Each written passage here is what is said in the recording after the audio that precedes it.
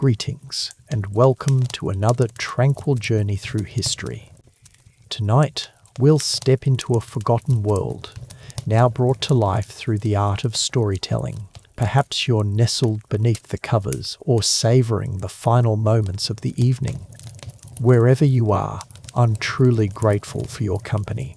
Share in the comments where you're joining us from. Are we oceans apart or merely separated by a few hours? Together, we'll listen as the stars emerge. If you find solace in softly spoken tales and reflective history, don't hesitate to subscribe.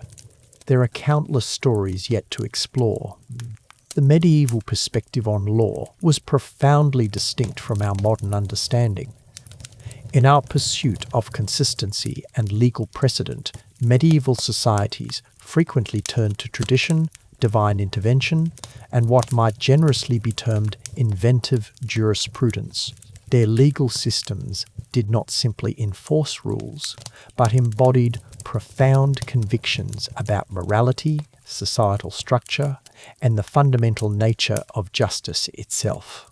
Take, for instance, the extraordinary phenomenon of animal trials, a judicial practice that thrived throughout medieval Europe for centuries. Indeed, it is as remarkable as it sounds. Animals could stand trial, afforded legal counsel, subjected to formal court procedures, and even granted the right to appeal. In 1386, a pig in Falaise, France, was tried and sentenced to death for the murder of a child.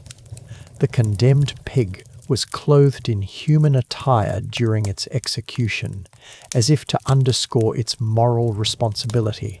Far from an anomaly, this case exemplified a comprehensive legal doctrine that attributed accountability to animals in ways that now appear almost surreal. These trials were not mere eccentricities, but manifestations of deeply ingrained principles regarding divine justice and cosmic order. Medieval society viewed all creation as subject to the same sacred laws. When the law was violated, even by an animal, justice demanded retribution. Livestock that harmed children, bulls that trampled farmers, and even insects that ravaged crops could face formal prosecution in court. Remarkably, these animal defendants often received comprehensive legal representation. In 1750, France witnessed the trial of a female donkey accused of bestiality alongside her human accomplice. Her defense attorney successfully argued that she had been coerced, securing her acquittal while the man was sentenced to death. Witnesses even attested to the donkey's upstanding character and past exemplary conduct. Yet animals were not the only unconventional defendants in medieval courts. Inanimate objects could also stand trial. A sword responsible for a death might be prosecuted and exiled from the kingdom. Likewise, church bells that tolled during violent storms were occasionally tried for allegedly summoning destructive weather. Fallen trees that had fatally struck pedestrians could be formally tried and condemned to be felled and removed. These judicial proceedings against objects revealed a worldview in which the distinctions between animate and inanimate beings, as well as moral and amoral entities, were far more blurred than our contemporary perspective would assume. Every aspect of creation was regarded as integral to a vast moral framework. When this order was disturbed, the legal system intervened to re-establish equilibrium.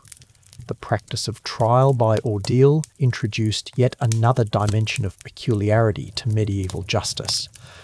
These were judicial rituals intended to ascertain guilt or innocence through divine intercession. The fundamental conviction was that God would shield the innocent from harm during these trials, effectively transforming them into a supernatural form of truth detection. One such ordeal was the trial by hot iron, The accused would be compelled to carry a red-hot iron bar for a predetermined distance, typically 9 paces. Their hand would then be bandaged and inspected after 3 days to determine their innocence or guilt. Here's the rewritten version. If the wound healed cleanly, the individual was deemed innocent. However, if signs of infection or delayed healing appeared, guilt was presumed. In trial by cold water, the accused was bound and thrown into a body of water. Floating indicated guilt, as the pure water was believed to reject the impure. Conversely, sinking and drowning resulted in a posthumous declaration of innocence. This system, as one might observe, contained a glaring flaw. Innocence could only be confirmed through death. Perhaps the most dramatic method was trial by combat, where disputes were resolved through physical confrontation. The parties could either fight each other directly or appoint champions to represent them. It was believed that divine intervention would grant victory to the righteous. Notably, this practice was not exclusive to men. Women, clergy, and the elderly retained the right to trial by combat, though they usually appointed champions to fight on their behalf rather than participating personally.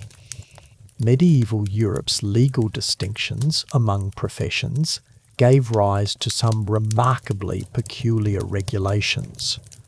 Executioners occupied a particularly unique social standing.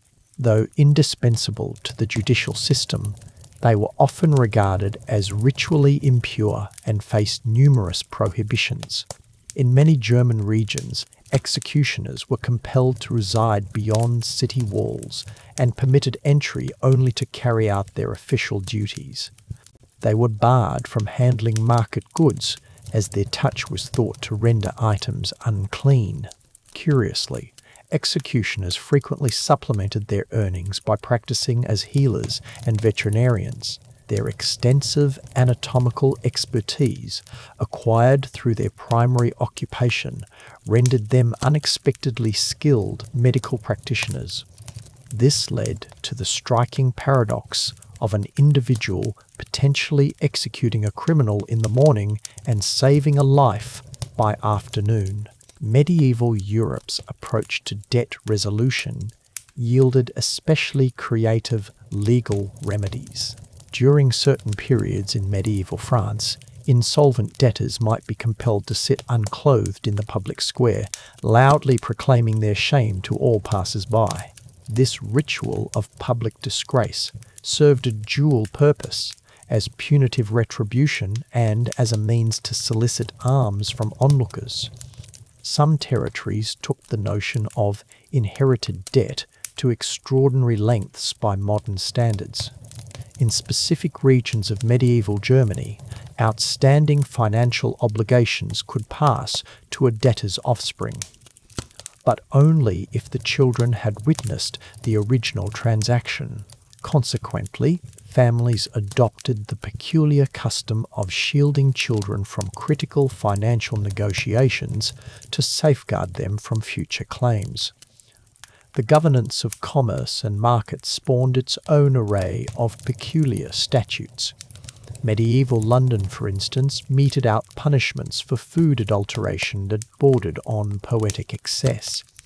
Bakers caught selling undersized loaves might be paraded through the streets on a wooden sled, the defective bread dangling from their necks. Similarly, brewers found guilty of diluting their ale could be sentenced to consume nothing but their own substandard brew for a prescribed duration. The medieval interpretation of property rights further gave rise to several intriguing legal doctrines. The principle of treasure trove stipulated that any valuable item discovered buried underground rightfully belonged to the crown, operating under the presumption that such objects had been intentionally concealed for later recovery. Conversely, treasures found above ground were considered the property of the discoverer, sparking intricate legal disputes over the precise distinction between buried and merely hidden items.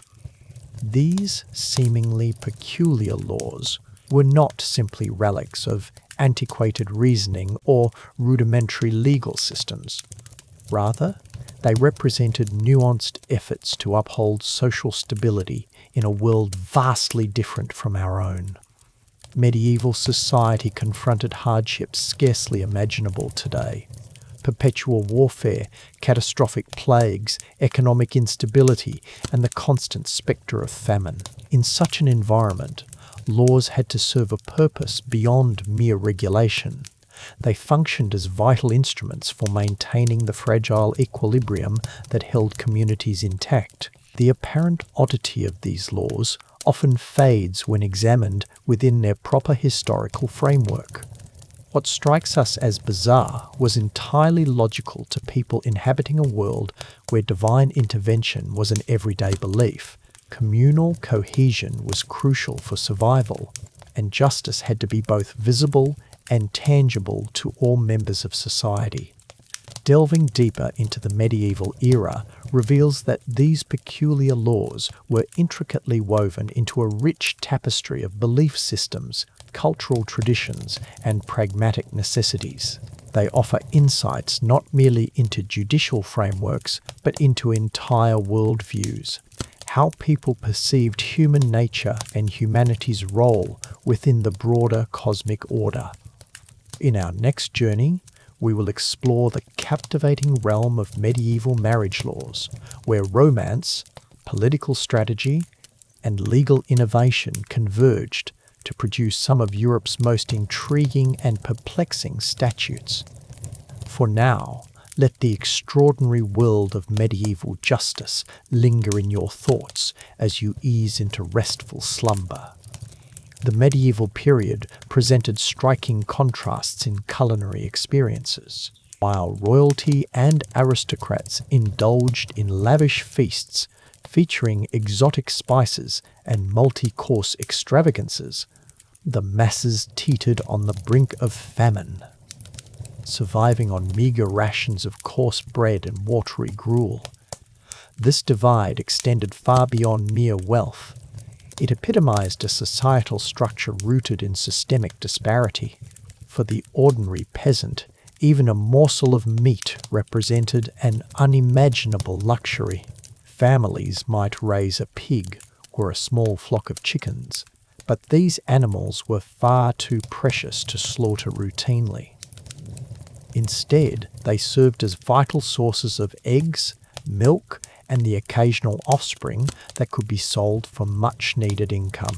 Meat was a rare luxury on peasant tables, typically reserved for religious celebrations or when an animal became too aged or infirm to serve its usual purpose.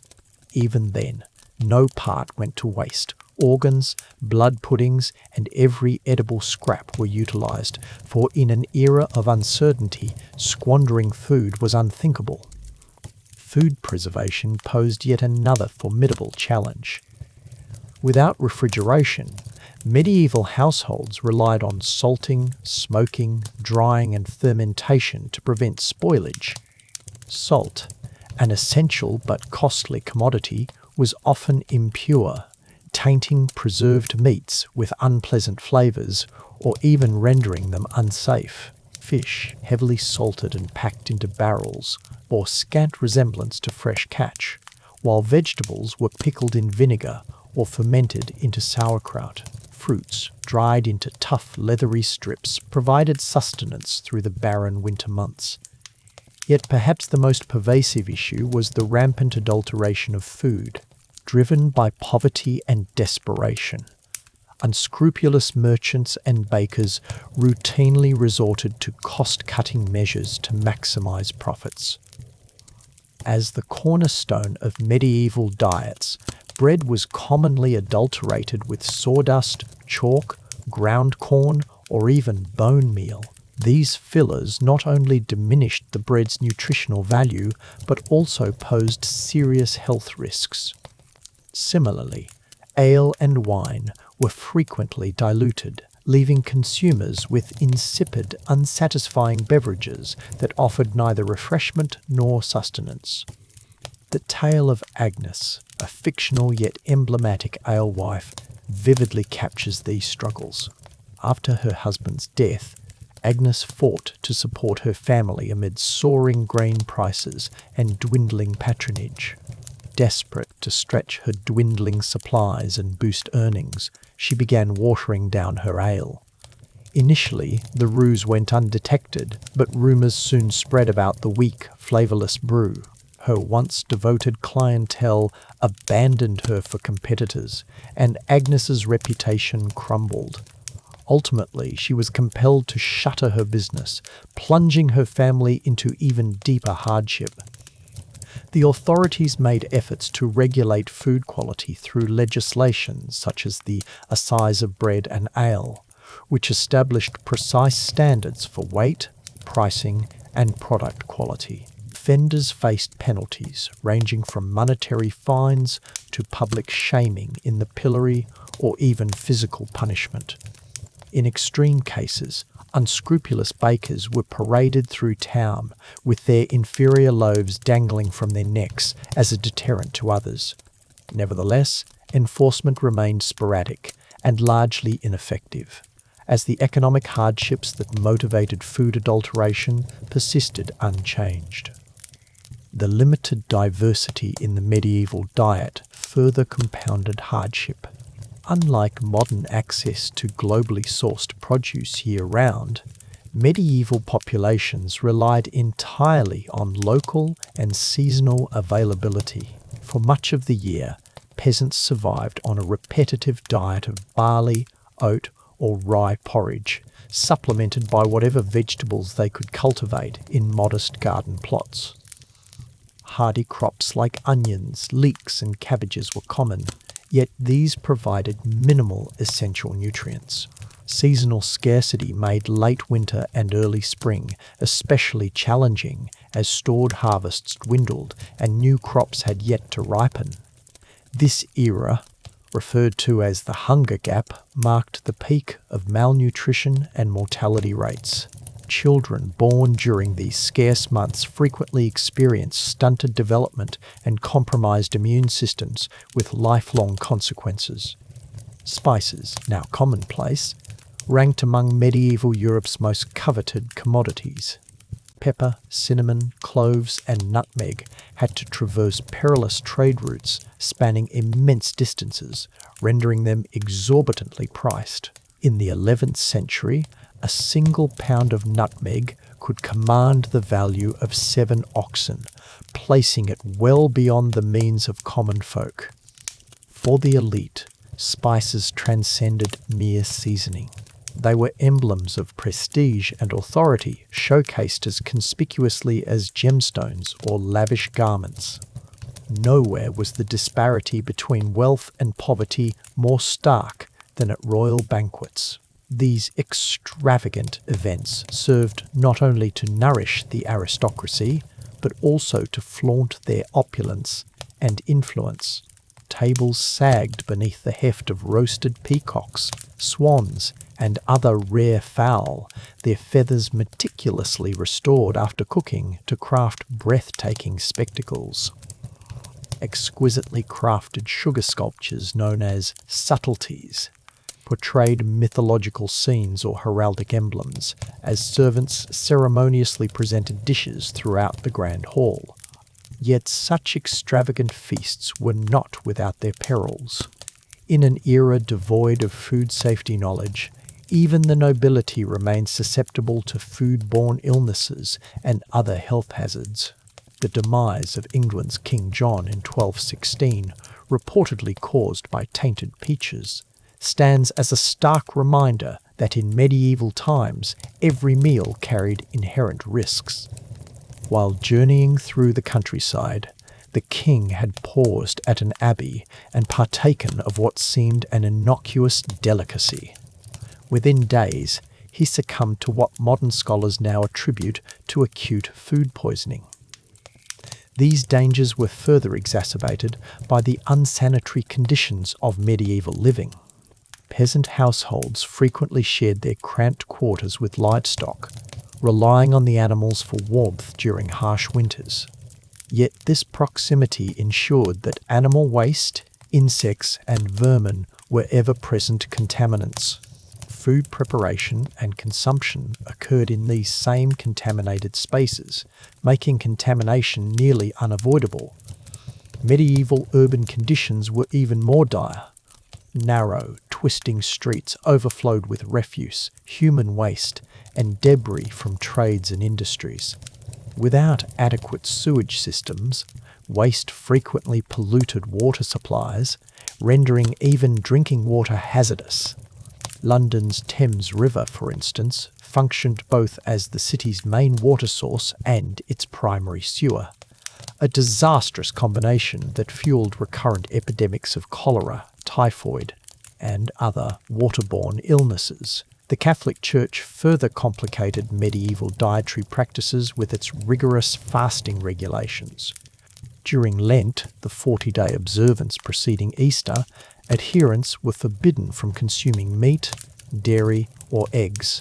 While the affluent could turn to fish and other substitutes, the impoverished often faced outright deprivation. Additionally, Wednesdays, Fridays, and Saturdays were universally observed as meatless days, compounding the constraints on an already meagre diet. Though the Church's motives were spiritual, these restrictions frequently exacerbated malnutrition among populations already struggling with inadequate nourishment. The plight of John and Matilda, a fictional peasant pair, epitomizes this grim reality. Supporting 3 children on just a small parcel of land, they found it difficult to ensure proper nourishment even during prosperous seasons.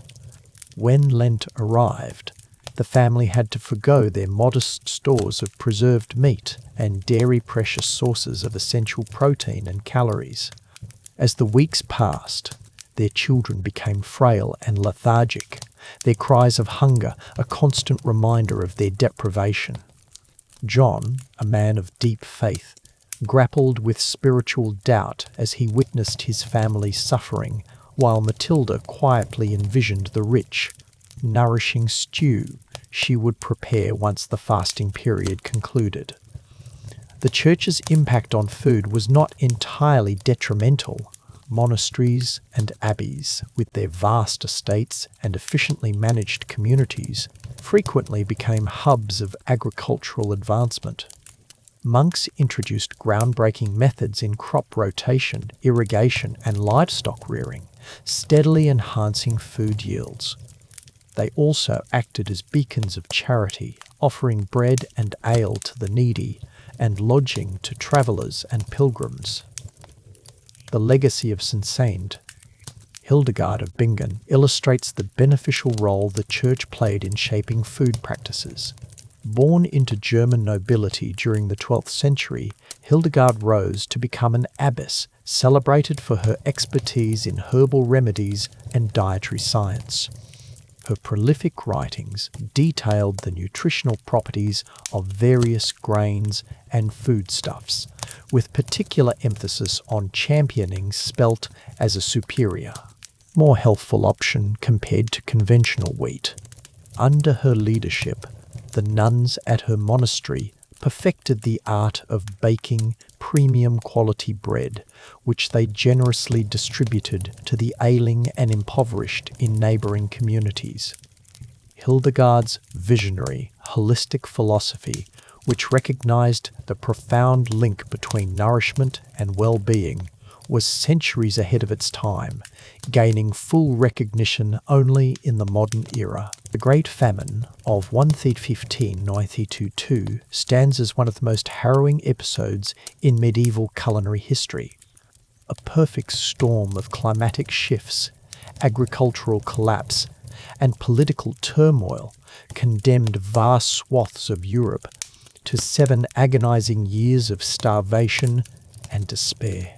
Period chronicles offer chilling accounts of the populace's suffering. Flemish historian William of Nungus documented people consuming dogs, horses, cats, and other impure substances, while other records tell of desperate individuals resorting to cannibalism. Though the famine's impact varied regionally, no area emerged unscathed. In parts of the Low Countries and Scandinavia, mortality rates soared to devastating levels, claiming 10 to 25% of the population.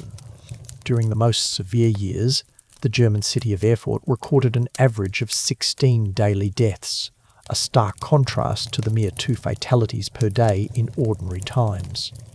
The famine's psychological toll proved as crippling as its physical effects, leaving an entire generation traumatized by memories of starvation and profound loss. Even in periods of relative stability, the spectre of food shortages loomed ever present. A single crop failure could plunge entire communities into catastrophe, leaving peasant families in perpetual dread of the next crisis. This relentless insecurity permeated every facet of medieval existence, from decisions about marriage and childbearing to spiritual convictions and societal hierarchies. People devised intricate methods to endure scarcity, whether through sophisticated mutual aid networks or encyclopedic knowledge of foraging and alternative sustenance.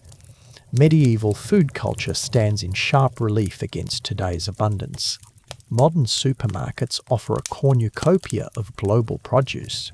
South American fruits, Asian spices, and vegetables from every corner of the world, all conveniently packaged for immediate consumption. The sheer variety available today would have defied the imagination of even the most affluent medieval aristocrats. Advances in nutrition science, food safety, and preservation have elevated eating from a battle for survival to an experience of enjoyment and vitality. However, this abundance presents its own set of complexities. We now confront unprecedented challenges: food waste, environmental sustainability, and diet-related health issues that were foreign to the medieval world. While the modern global food system delivers remarkable variety, it simultaneously fosters new inequalities and ecological harm.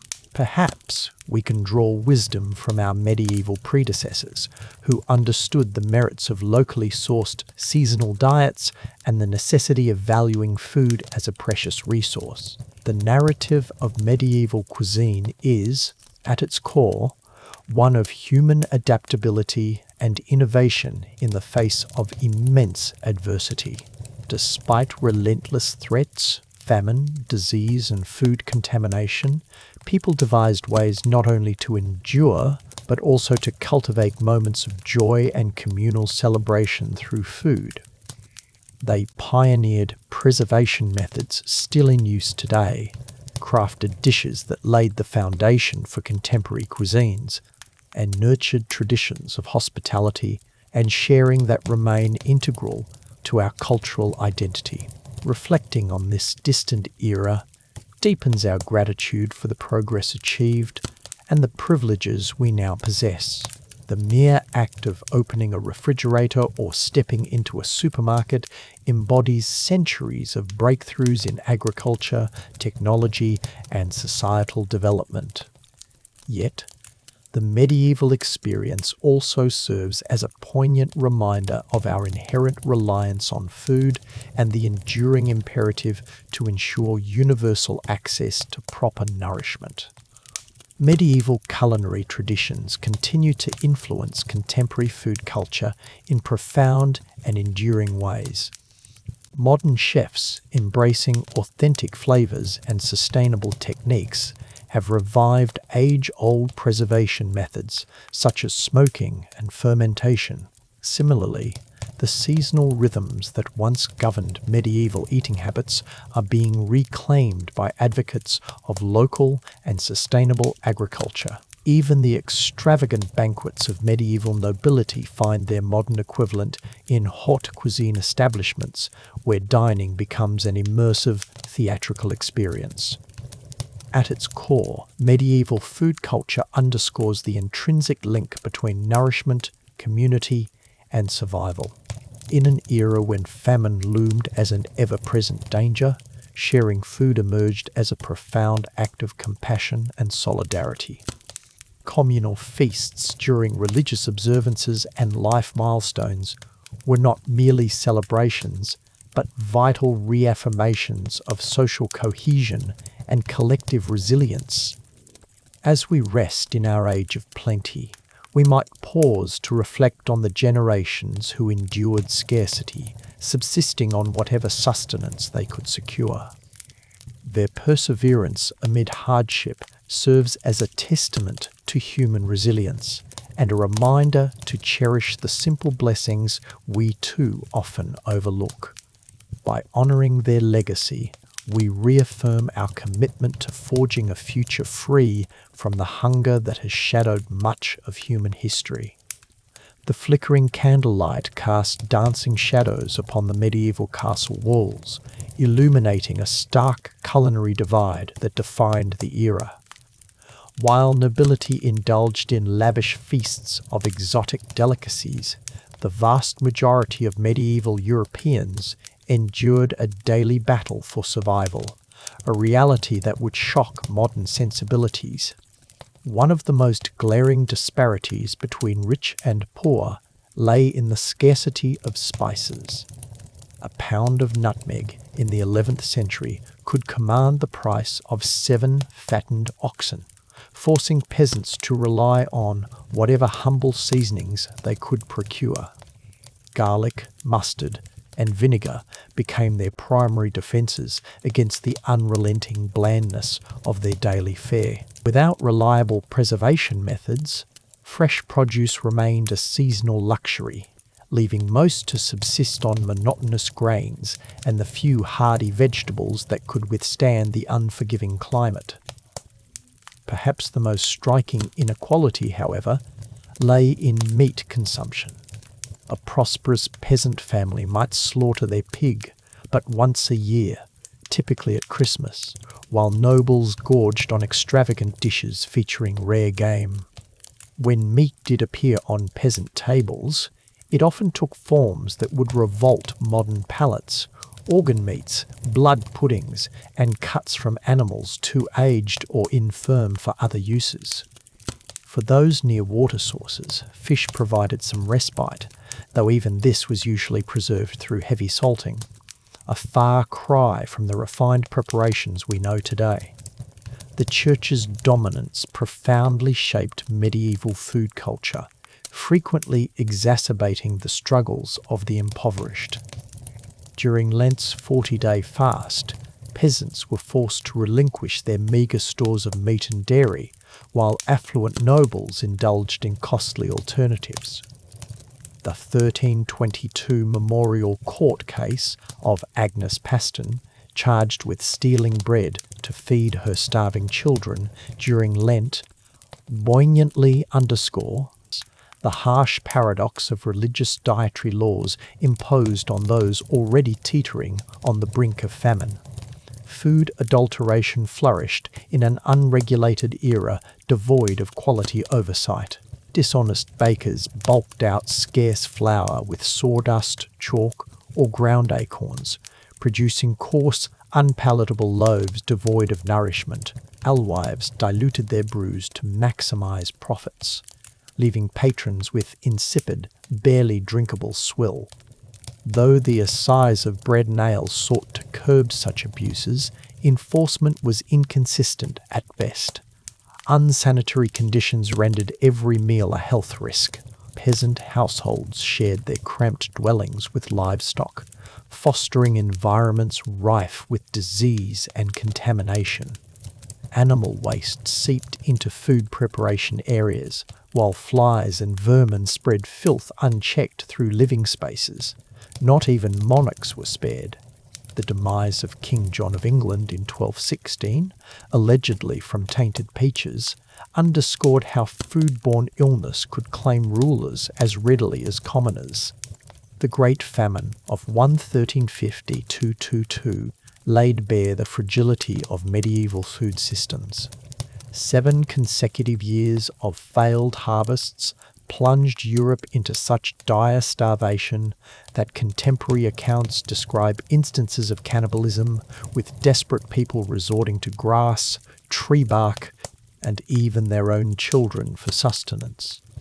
In some areas, mortality soared to 25%, with cities like Earth recording an average of 16 daily deaths, 8 times the norm. Yet amid these harrowing trials, medieval communities displayed extraordinary resilience and resourcefulness. They refined advanced food preservation methods, including salting, smoking, and fermenting.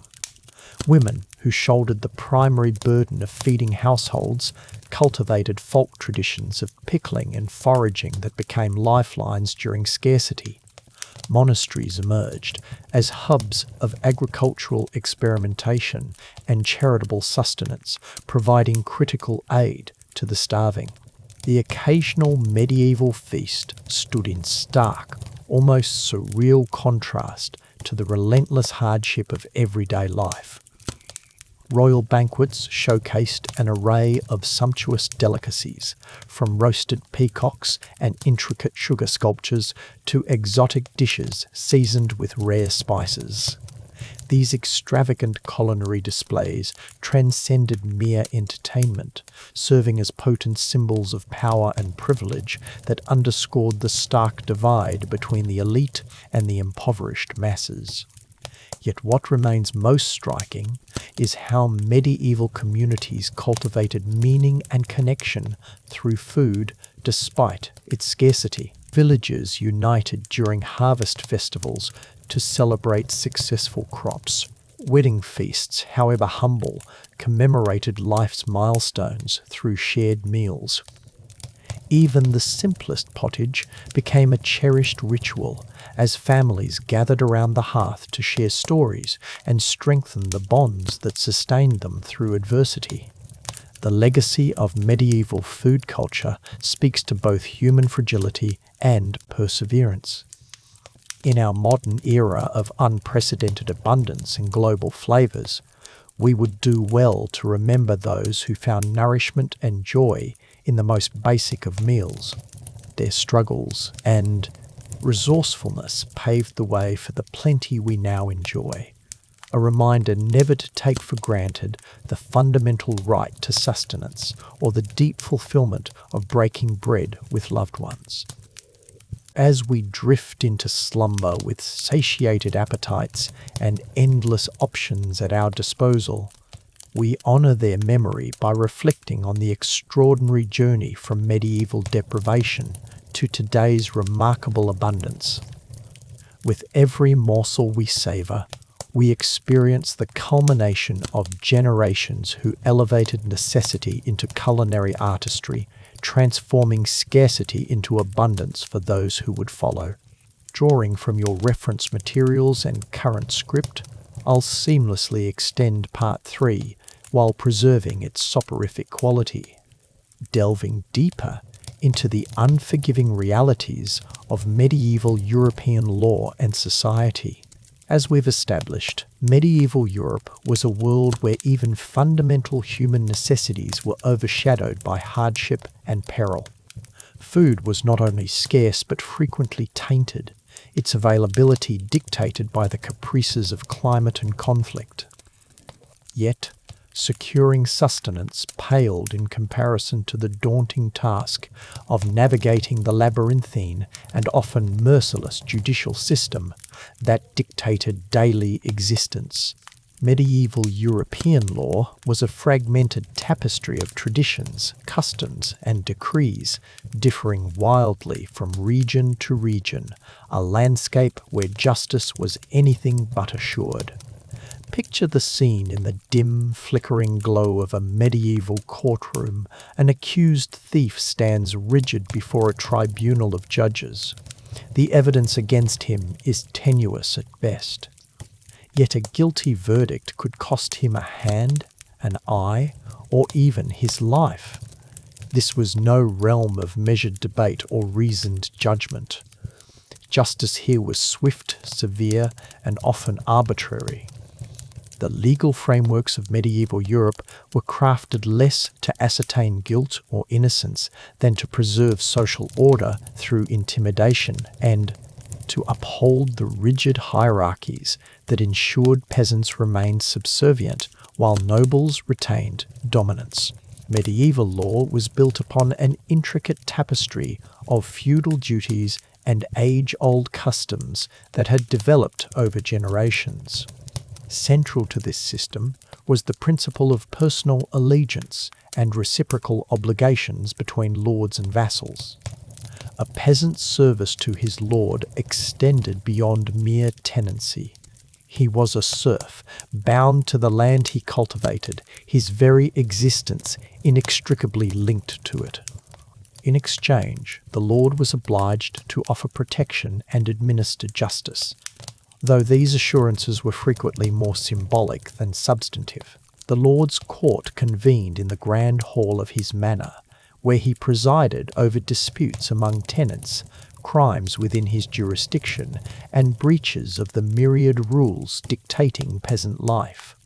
These manorial courts adjudicated a dizzying spectrum of transgressions, ranging from minor infractions to grave offences. A peasant could be summoned before his lord for offences as mundane as letting livestock stray into a neighbour's plot, neglecting mandatory labour days, or the far graver crime of attempting to flee the manor without leave. Punishments were often excessively harsh, bearing little relation to the severity of the misdeed. Here's the refined version of your text, with improved fluency, richer vocabulary, and enhanced readability, while preserving the original meaning and professionalism. A serf captured while attempting escape might be branded on the forehead with a scorching iron, permanently marked as a fugitive. A woman accused of adultery could be subjected to public humiliation, paraded naked through the village as neighbours hurled stones and filth at her. The modern notion of individual rights was entirely foreign to medieval legal thought.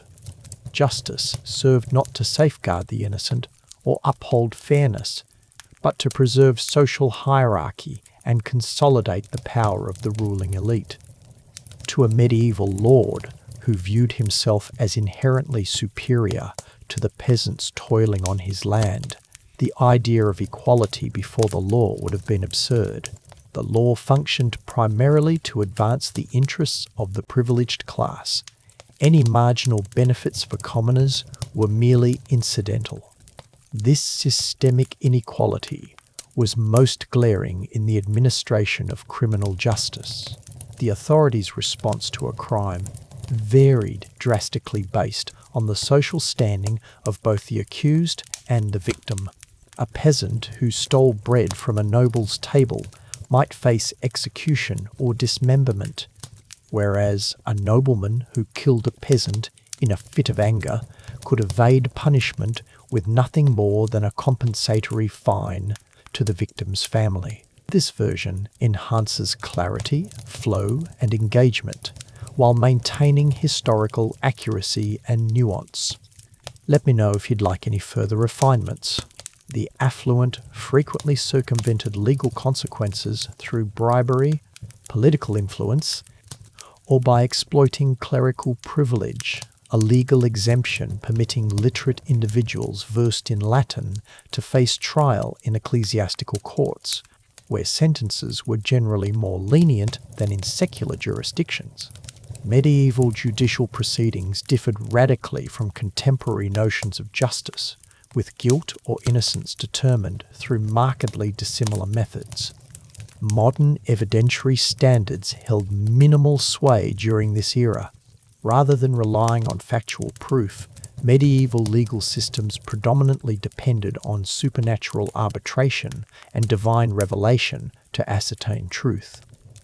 This conviction in celestial justice spawned some of the most extraordinary and draconian legal customs in history, practices that appear utterly alien to contemporary sensibilities. yet were deemed entirely logical by medieval societies convinced of divine protection for the innocent. Among these practices, trial by ordeal stood as a particularly striking example, founded on the premise that divine power would shield the blameless while exposing the culpable. Various forms of ordeal existed, each progressively more grueling than its predecessor. In the trial by hot iron, defendants were compelled to carry a scorching metal bar a set distance, typically 9 paces, after which their burned hand would be bandaged and inspected 3 days later for signs of divine judgment. Here's the refined version of your text. If the wound healed cleanly, the accused was deemed innocent. However, if signs of infection or festering appeared, they were pronounced guilty and subjected to punishment. In the ordeal of hot water, the accused had to immerse their hand in a boiling cauldron to retrieve an object, such as a stone or ring. Similar to the hot iron trial, their fate hinged on the condition of the wound after 3 days. For those charged with graver offences, the ordeal of cold water was employed, functioning on an inverse logic. The accused would be bound and cast into consecrated water, often a pond or river, blessed by a priest. Sinking signified innocence, as the pure waters accepted them. Floating, however, indicated guilt, as the water rejected their impure soul. Regardless of the outcome, the accused faced a dire fate, drowning if innocent, or surviving only to meet execution if guilty. This system's rationale stemmed from medieval perceptions of the natural world, which held that water, being pure and sacred, would inherently repel anything evil or impure. These ordeals were never conducted casually or without solemn ritual. They involved intricate ceremonies, frequently held in churches or other consecrated spaces, where priests officiated the proceedings and blessed the trial instruments. Before facing divine judgment, the accused were typically required to fast for several days and attend special masses to cleanse their souls. Often, the entire community would assemble to witness these spectacles, which served not only to ascertain guilt, but also as potent displays of divine intervention and temporal authority. The psychological toll of these ordeals was profound. Many accused individuals, convinced of their own guilt or certain that God would expose their sins, confessed before undergoing the trial. Others, paralyzed by the fear of divine retribution, fled before the appointed day, an act interpreted as undeniable proof of guilt. In some instances, the mere prospect of an ordeal sufficed to elicit a confession or settle a dispute without the need for the actual procedure. Yet perhaps even more revealing of medieval notions of justice was the practice of trial by combat, where disputes were resolved through armed confrontation between the involved parties. This custom stemmed from the conviction that divine intervention would favour the righteous party, guaranteeing justice through armed confrontation. Judicial duels could be employed to resolve diverse conflicts, spanning allegations of treason and homicide to disputes involving property rights and commercial agreements. Participants wielded weapons befitting their social standing. Nobles typically armed themselves with swords and shields, whereas commoners fought with clubs or staves. The regulations governing trial by combat were remarkably intricate and ceremonial. The duel occurred within a specified arena, frequently an open field beyond town limits, with clearly demarcated boundaries to prevent either combatant from escaping. Overseers monitored the proceedings to uphold fairness, though the very notion of fairness in a system predicated on lethal combat remained debatable. The contest persisted until one party succumbed to death, sustained grave injuries, or yielded by pleading for clemency. Triumph served as unequivocal proof of divine endorsement, thereby validating the victor's claim. For individuals incapable of fighting due to age, infirmity, or gender, the system permitted the selection of champions to represent them in battle. This gave rise to a class of professional combatants who earned their livelihood by serving as legal champions in judicial disputes. These mercenary fighters, often highly skilled warriors, would pledge their allegiance to the highest bidder without regard for the legitimacy of the case. The affluent could secure the most formidable champions, while the impoverished were forced to settle for whatever representation they could obtain, or face their adversaries alone, often at a significant disadvantage. Women, typically excluded from combat, encountered unique hardships in a system where justice was predominantly determined by physical dominance. Though permitted to appoint male champions, they remained vulnerable to fighters who might lack genuine dedication to their defense. In rare instances, women were allowed to confront male accusers directly, but under grossly unequal conditions. For example, a woman accused of murdering her husband might be compelled to fight while partially buried in a pit with one arm restrained, while her male opponent retained full mobility and weaponry. The cruelty of these judicial practices extended beyond the trial itself to the punishments inflicted upon the condemned. Medieval justice operated on retributive rather than rehabilitative principles, with penalties deliberately designed to be both harsh and highly visible, serving as a stark warning to potential offenders.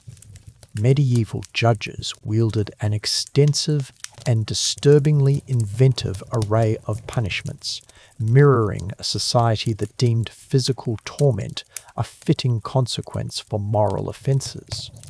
Theft, one of the most prevalent crimes in an era marked by pervasive poverty, incurred penalties that varied based on the stolen goods' value and the thief's social standing. A peasant caught pilfering food might forfeit a hand, rendering him incapable of work and effectively dooming him to starvation.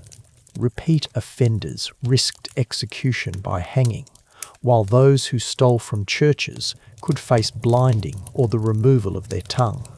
These punishments followed a grim logic. The penalty was tailored to the crime. A thief lost the hand that stole, a liar lost the tongue that deceived. Public executions were macabre spectacles, drawing vast crowds from distant locales. They blended entertainment with moral edification in a manner now considered grotesque. The condemned were marched through the streets to the execution site, often flanked by priests urging them to confess and ready themselves for the afterlife. Execution methods varied significantly, often mirroring both the gravity of the offence and the condemned's social standing. Nobility typically received the privilege of beheading, a swift and dignified demise, whereas commoners endured hanging, perceived as more humiliating yet equally lethal. For the most egregious crimes, medieval justice imposed punishments far exceeding mere execution. Traitors faced the gruesome fate of being hanged, drawn, and quartered. A protracted ordeal beginning with the condemned being dragged through the streets on a hurdle, hanged until barely alive, disemboweled while conscious, and finally dismembered, with their remains displayed in prominent locations as a grim deterrent.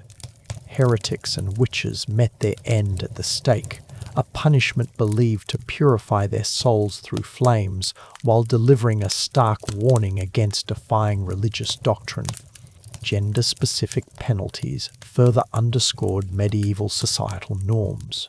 A wife who murdered her husband risked burning at the stake, as such an act was deemed treason against the patriarchal order. Prostitutes were often branded with distinctive attire or forcibly shorn as marks of disgrace, while women accused of being quarrelsome faced the ducking stool strapped to a chair, and repeatedly submerged in water until they pledged to reform.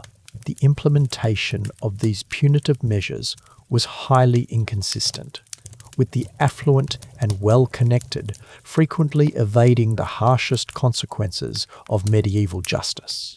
Benefit of clergy enabled literate individuals to request trial in ecclesiastical courts, which generally imposed more lenient sentences. Similarly, sanctuary laws granted criminals temporary refuge within churches, shielding them from secular prosecution for a designated duration. Wealthy offenders often secured compositions, financial settlements in lieu of corporal punishment, or simply fled to regions where their crimes went unrecognised. Despite its brutality and capriciousness, this justice system fulfilled crucial societal roles beyond mere retribution. Public punishments reinforced social hierarchies by showcasing the authority of the ruling class and the dire repercussions of defying the established order. They also served as a form of public entertainment in an era with limited diversions. Most significantly, they instilled widespread fear, helping to suppress rebellion among a vastly larger populace with little to lose from defiance. Moreover, medieval Europe's legal systems mirrored the fragmented political landscape of the time. Travellers crossing regional boundaries could encounter entirely distinct laws and customs, resulting in a bewildering mosaic of jurisdictions and legal traditions. Canon law, rooted in ecclesiastical doctrine and papal edicts, regulated issues pertaining to marriage, moral conduct, and religious practices. The enduring legacy of Roman law, preserved in the legal compilations of the ancient empire, profoundly shaped the evolution of legal frameworks across much of Europe. Germanic tribal laws, initially transmitted orally and later systematically codified, governed numerous facets of daily life in regions inhabited by barbarian tribes. Local customs and traditions further complicated this intricate legal landscape, introducing significant regional variations. Actions deemed criminal in one village might be entirely permissible in another. Marriage norms, property regulations, and commercial conventions differed widely from one locale to the next, fostering ample potential for disputes and misunderstandings. Merchants traversing different towns had to acquaint themselves with the distinct laws and customs of each destination. Since ignorance of local statutes seldom excused violations, the Church assumed a pivotal role in medieval legal systems, not only through its own canon law, but also by influencing secular courts and supplying literate clerks capable of drafting and interpreting legal documents. Numerous medieval laws were crafted to uphold Christian morality and reinforce ecclesiastical authority. Blasphemy, heresy, and neglect of religious obligations constituted grave offences, punishable by severe penalties. Take comfort in knowing that while our medieval ancestors endured genuine and often harsh struggles, their experiences ultimately paved the way for the more equitable and compassionate societies we enjoy today. Their sacrifices were not meaningless, as they imparted crucial lessons about fairness, empathy, and the necessity of lawful governance. Moreover, their tales of resilience in the face of tyranny and unjust rule continue to inspire our modern endeavours to build a world where every individual can thrive with dignity and optimism.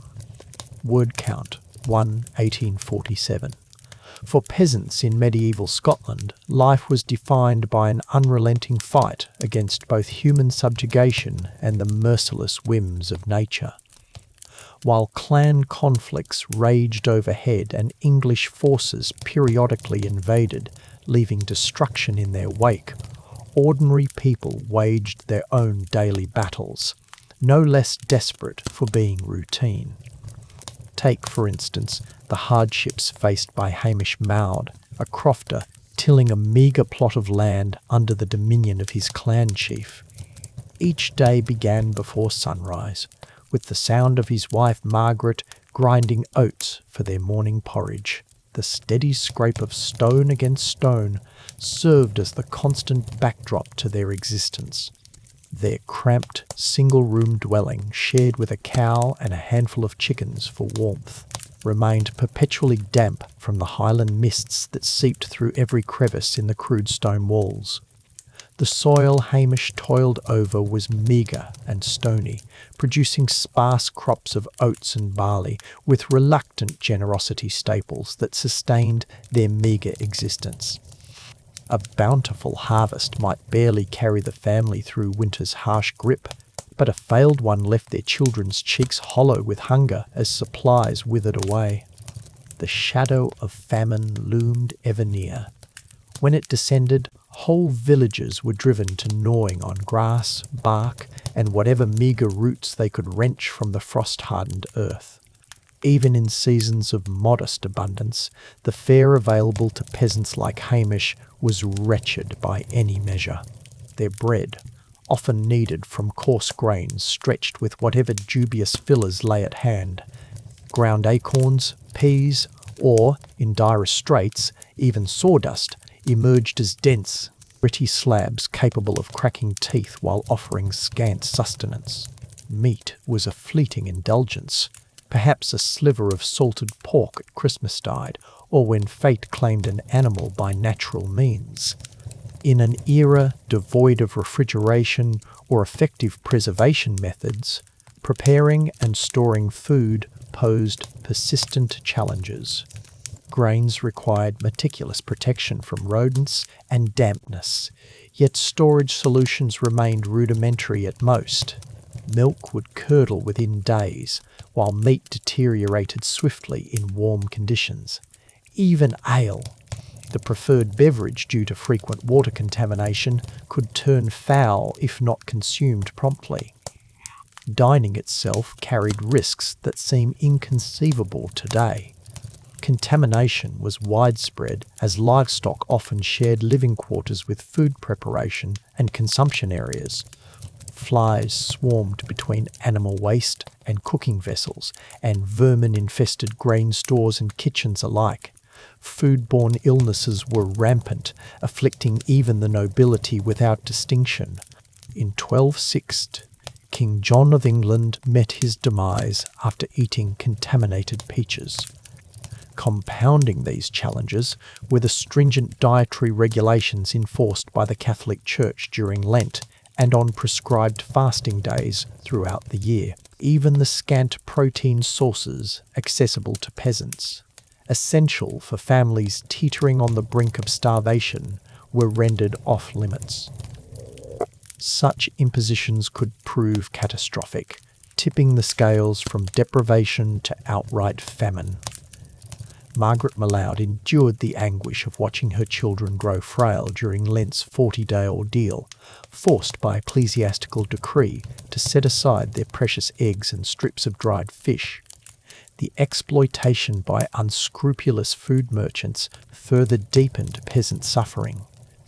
Bakers routinely padded their loaves with sawdust, chalk, or crushed bones to extend their meagre supplies. Alewives diluted their brews to maximise profits, leaving patrons with insipid, nutrient-deficient drinks that failed to meet their dire caloric needs. Though regulations aimed to curb such abuses, enforcement was inconsistent and largely ineffectual. Yet the most harrowing injustice lay in the glaring disparity that characterised medieval Scottish society. While peasants, such as Hamish and Margaret, struggled to subsist on meagre meals of watery porridge and hardened bread, the banquet halls of their clan chiefs overflowed with extravagant feasts. Succulent roasted meats, rare imported spices, vintage wines, and artfully crafted pastries adorned the nobles' tables. where a single lavish meal could surpass what an entire peasant family might consume in a month. This divide extended beyond mere quantity to the fundamental quality of sustenance. While peasants endured coarse, monotonous fare that left them undernourished and prone to illness, the wealthy indulged in diverse diets abundant in proteins, fats, and precious spices, ingredients capable of elevating even the simplest dish into a culinary masterpiece.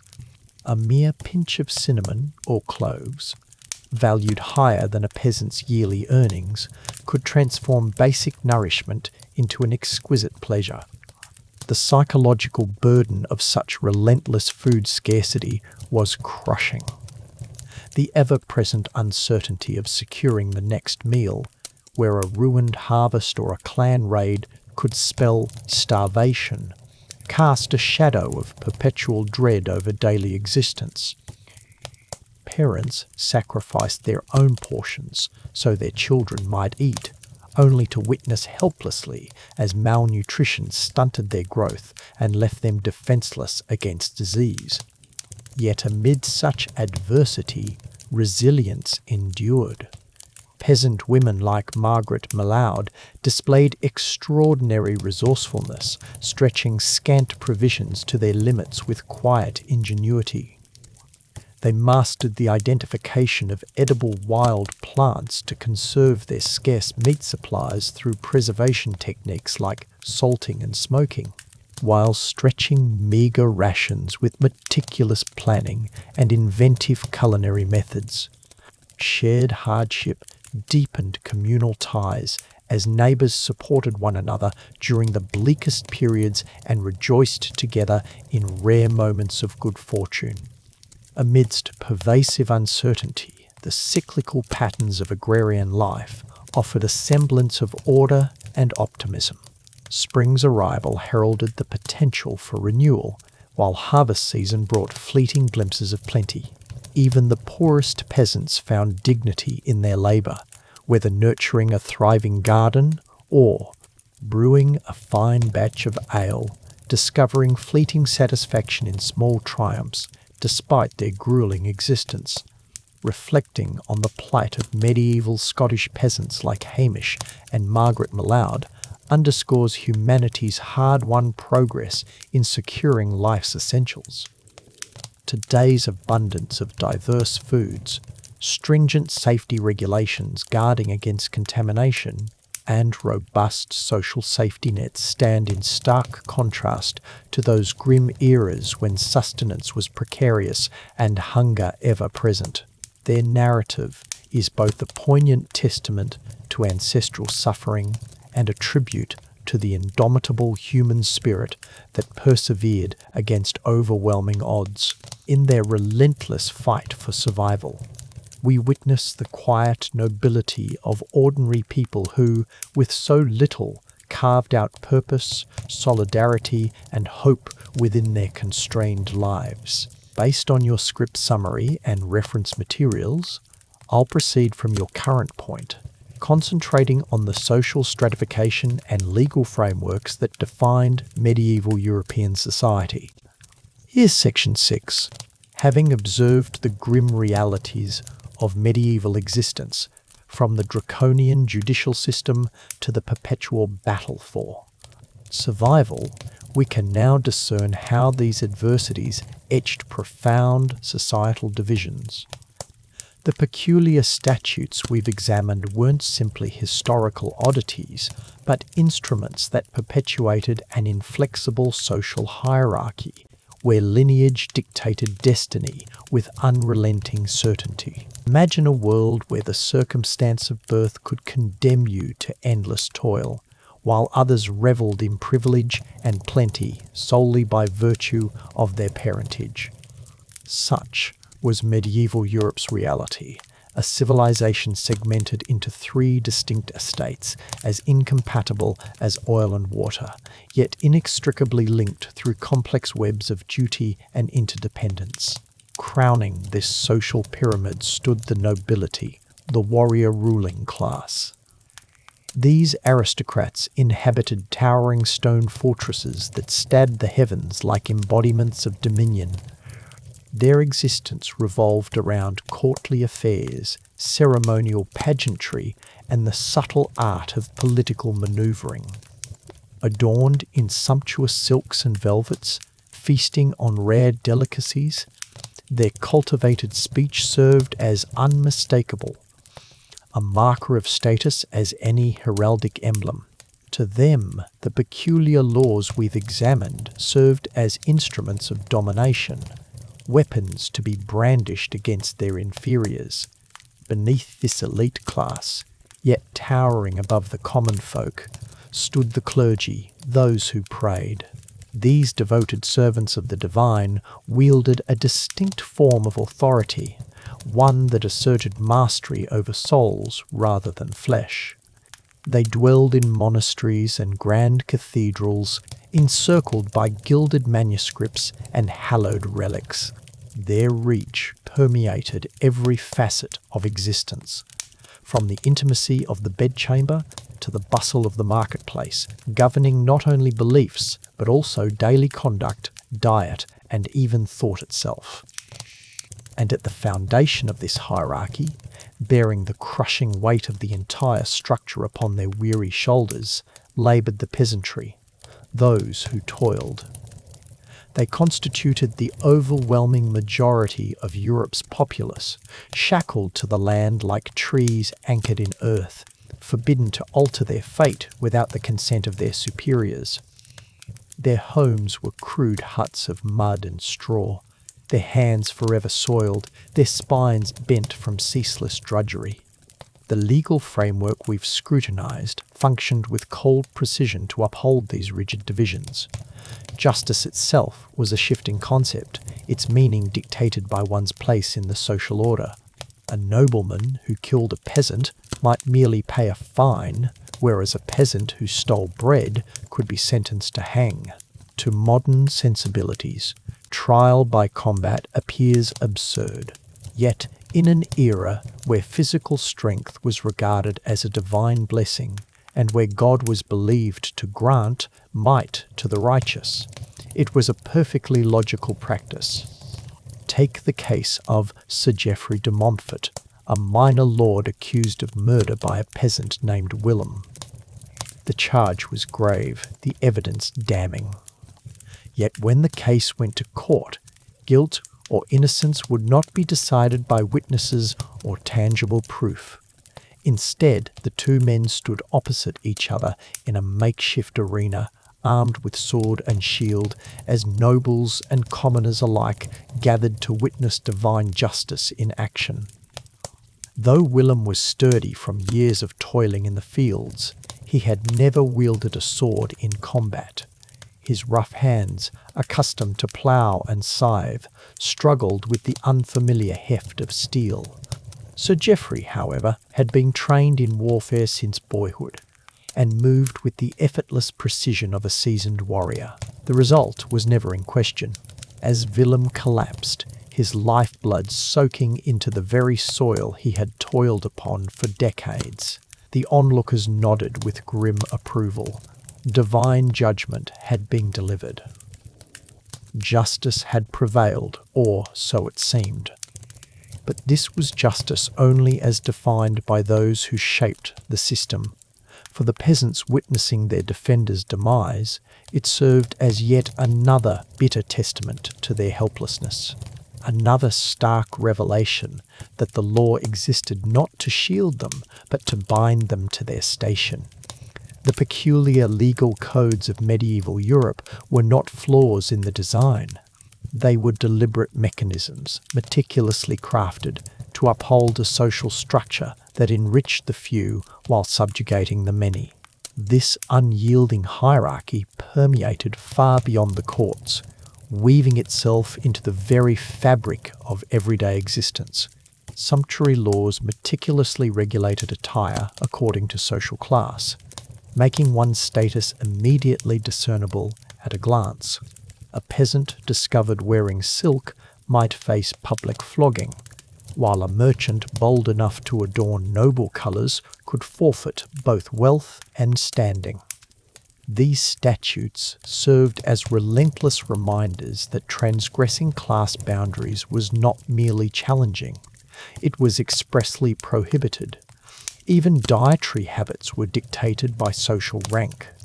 Nobles indulged in rare spices worth more than a peasant's yearly earnings, while commoners were frequently barred from hunting the very game that wandered their own lands. Poaching a deer from the Lord's forest was no mere act of theft. It constituted a direct challenge to the established order, punishable by death or dismemberment. The cruel irony lay in the fact that these animals could ravage a peasant's crops, dooming his family to starvation, yet harming them carried mortal consequences. Marriage, too, remained bound by the rigid dictates of the social hierarchy. Peasants required their lord's consent to marry, a privilege frequently granted only upon payment of a fee. What we now regard as a basic human right. The freedom to choose one's spouse was an exclusive privilege of the affluent and powerful. Young women could be forced into marriages with complete strangers, their bodies and futures bartered like mere goods in transactions that prioritized familial advantage over personal happiness. Even in death, social hierarchy maintained its rigid hold. The wealthy rested in ornate tombs on hallowed ground, their ascent to heaven hastened by paid prayers and extravagant funeral rites. Poor, by contrast, were often cast into anonymous graves, their journey to the afterlife left to the mercy of others' generosity. In an era where the hope of salvation offered the suffering masses their sole solace, even this final consolation was doled out according to one's wealth. The Church, while professing divine equality, was profoundly complicit in perpetuating social hierarchies. Though Christ had promised the earth to the meek, his earthly emissaries appeared more intent on preserving the meek in their lowly station. Bishops dwelt in princely splendour, their palaces matching those of temporal lords, while humble parish priests, strained to command respect from congregations often as scripturally literate as themselves. The doctrine of the three orders was no mere social convention. It was proclaimed as celestial decree. Peasants were instructed that their hardships were ordained by providence, that their earthly labours would find recompense in the hereafter, but only if they endured their lot in silent submission. Those who dared question this divine order were not merely dissenters. They stood accused of heresy, defying the very framework believed to be instituted by God himself. Beneath the veneer of this ostensibly stable system, tensions simmered like a kettle nearing its boiling point. The very laws designed to uphold order inadvertently sowed the seeds of violent uprising. When people are stripped of all they hold dear, when the law fails to protect or offer even a glimmer of hope, when justice becomes a cruel jest and mercy an alien notion, desperation can turn even the meekest souls into revolutionaries. The peculiar legal codes of medieval Europe were more than mere historical oddities. They were mechanisms of oppression, the means by which a privileged few exerted dominion over the masses. They serve as a stark reminder that law and justice are not synonymous, that legal systems can be engineered to entrench power rather than uphold truth, and that freedom's preservation demands unwavering vigilance against those who would wield the apparatus of justice to crush the powerless underfoot. As we slip further into slumber's embrace, may these medieval spectres remind us how far we have come from those grim times, yet how swiftly we might retrace those steps should we disregard the lessons etched in our ancestors' blood and tears. The peculiar laws of medieval Europe were no historical accidents. They were the product of deliberate intent. By examining them, we gain insight into the precarious nature of justice, a privilege we too often assume is immutable. When dawn breaks and clarity returns, may we awaken with a renewed reverence for the rights and liberties secured through the struggles and sacrifices of generations past. For in truth, what made medieval law most unsettling was not its cruelty or its irrationality, but its stark revelation: justice is never guaranteed. It is a legacy that each era must reaffirm and reclaim. Now rest, and let history's murmurs guide you to dreams where justice is measured not by wealth or force, but by the fundamental truth that every soul, regardless of rank or birth, deserves dignity, mercy, and liberation from the oppressive laws that once bound our forebears. As the gilded light of dusk seeps through the barred windows of a medieval manor, stretching shadows over its frigid stone floors, we are drawn into a world where justice was far from impartial. Instead, it was inextricably woven into the rigid social order that dictated every facet of existence.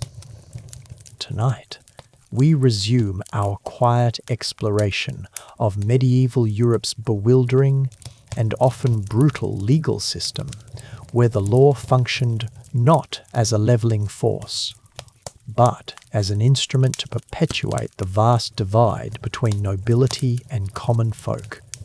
The medieval judicial framework was an intricate tapestry of conflicting jurisdictions and rival authorities, each imposing its own vision of justice.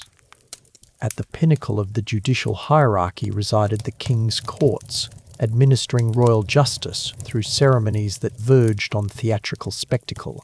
Beneath these functioned the ecclesiastical courts of the church, exercising dual authority, both spiritual and temporal, over issues pertaining to morality and faith. Meanwhile, dispersed across the rural landscape, the manorial courts allowed local lords to govern their peasants with unchecked and often capricious power. Yet no institution exemplified the inequity of medieval justice more starkly than the concept of wergild, the ancient Germanic tradition of assigning monetary worth to human lives accord, ing to social rank. Under this system, a nobleman's life could be valued at 30 times that of an ordinary peasant. These valuations were far from theoretical. They served as the legal foundation for determining compensation in cases of homicide or bodily harm. While a lord who killed a serf might merely compensate the victim's family with a handful of silver coins, a peasant who dared strike a noble faced summary execution without recourse.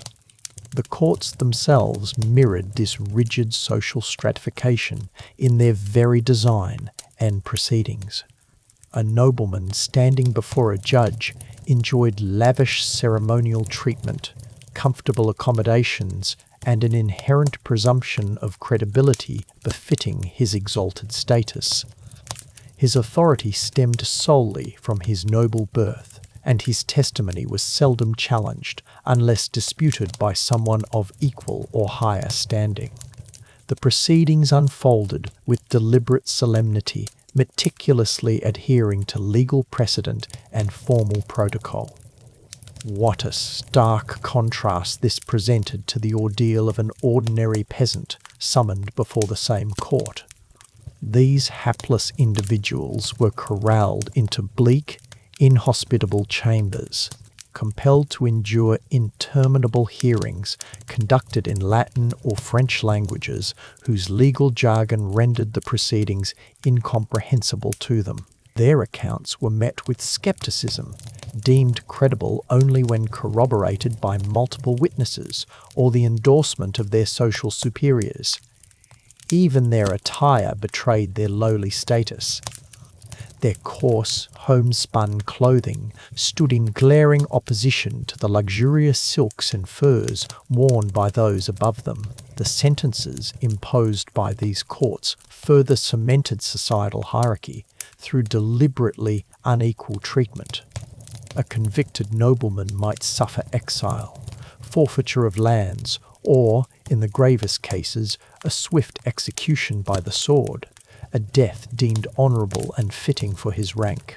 The affluent, meanwhile, could frequently secure pardons or mitigate their penalties by paying hefty sums to the crown, reducing justice to yet another privilege reserved for the wealthy. For ordinary citizens, however, punishments were deliberately crafted to be both brutal and publicly degrading. The stocks and pillory served as preferred instruments for minor offences, subjecting the condemned not merely to physical distress, but also to the mockery and scorn of their community. Graver crimes warranted flogging, branding, or amputation, punishments that etched enduring marks of disgrace upon those who survived them. The gallows awaited only the most egregious transgressions. Yet even in execution, class divisions endured. While nobility were afforded the dignity of a swift demise, commoners frequently endured the protracted suffocation of hanging or the drawn-out torment of more gruesome execution techniques. The judicial process itself often unfolded as a theatrical spectacle, serving not only to ascertain guilt or innocence, but also to reinforce societal hierarchies. Trial by ordeal persisted deep into the medieval era, rooted in the conviction that divine providence would shield the blameless from harm. These ordeals assumed myriad forms, each more harrowing than the last for those compelled to undergo them. The trial by hot iron compelled the accused to carry a red-hot metal bar for a set distance, typically 9 paces, before having their hands bandaged and inspected after 3 days. If the wounds exhibited signs of healing, they were deemed innocent. However, if infection had developed, guilt was presumed. Similarly, the trial by boiling water required the accused to immerse their hand into a seething cauldron to retrieve an object, such as a stone or ring, from its depths. Once more, the state of their injuries after 3 days decided their fate. Perhaps the most harrowing was the trial by cold water, in which the accused, bound and helpless, was cast into a river or pond. Sinking was interpreted as innocence, though it often resulted in drowning. Floating, however, was seen as divine rejection proof of guilt that condemned them to execution. In a cruel twist, survival itself became damning evidence. These trials were not administered uniformly across society. The nobility and clergy frequently evaded such ordeals altogether by leveraging their social connections and influence, or by substituting monetary compensation instead. When members of the upper echelons were compelled to face trials by ordeal, they were often permitted to appoint champions to endure the test in their stead.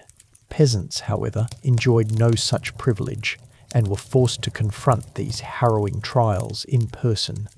While the Church occupied an especially ambiguous position within medieval justice, granting sanctuary to some while dooming others to unspeakable fates, ecclesiastical courts pursued cases involving moral offences, heresy, and witchcraft with an intensity that verged on fanaticism.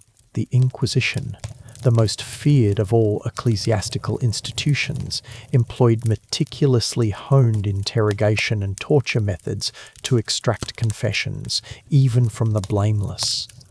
Women, particularly those of humble origins, were disproportionately targeted as suspected witches. A widow whose property aroused envy, a healer whose remedies appeared unnaturally potent, or merely an outspoken elderly woman could suddenly find herself hauled before church authorities, accused of colluding with dark forces. The ensuing trials were little more than elaborate spectacles, orchestrated to validate predetermined guilt rather than uncover the truth. For the accused witch, the predicament was inescapable. Should she confess at once, she would acknowledge her guilt and face execution by fire. If she persisted in claiming innocence, she would endure escalating torture until agony compelled her to falsely admit to crimes she did not commit. The techniques employed were as inventive as they were gruesome. The strappado wrenched shoulders and arms from their sockets. The rack stretched victims until their joints tore apart, while thumb screws crushed fingers with methodical brutality. Even the so-called evidence of witchcraft mirrored the prejudices of the era. The infamous devil's marks that inquisitors hunted on accused women were frequently ordinary birthmarks, scars, or moles, common to anyone. Yet if discovered on a wealthy merchant's wife, such marks might be dismissed as mere natural flaws. The same blemishes on a peasant woman, however, became undeniable signs of diabolical corruption. The disparity in treatment during imprisonment further exposed the class-driven injustice of medieval trials. Noblewomen accused of sorcery often awaited trial in tolerable conditions, furnished with sufficient food and clothing. They might receive visits from family members and spiritual advisors, while their interrogations maintained at least a facade of legal propriety. Common women, however, were cast into damp, rat-infested dungeons, subjected to calculated deprivation meant to erode their resolve. Stripped of clothing, they endured bitter cold, hunger, and the ever-present danger of sexual violence from their jailers. The psychological torment of isolation and uncertainty often proved as devastating as physical abuse in dismantling their resistance. Even the language employed in legal proceedings subtly reinforced social hierarchies with profound effect. Nobles appearing in court were addressed with ornate titles and honorifics that underscored their privileged standing. Their offences, when acknowledged, were couched in euphemisms that softened their gravity. A nobleman who killed a peasant might be said to have acted in justified indignation or to have disciplined an impudent servant. Such phrasing recast cold-blooded murder as permissible social control. Peasants, by contrast, faced their deeds characterized in the most severe and unforgiving terms. A famished peasant who hunted a rabbit in his lord's forest was branded both a thief and a desecrator of hallowed property. A woman who dared speak sharply to her superiors was labelled a disruptor of peace and a defier of divine hierarchy.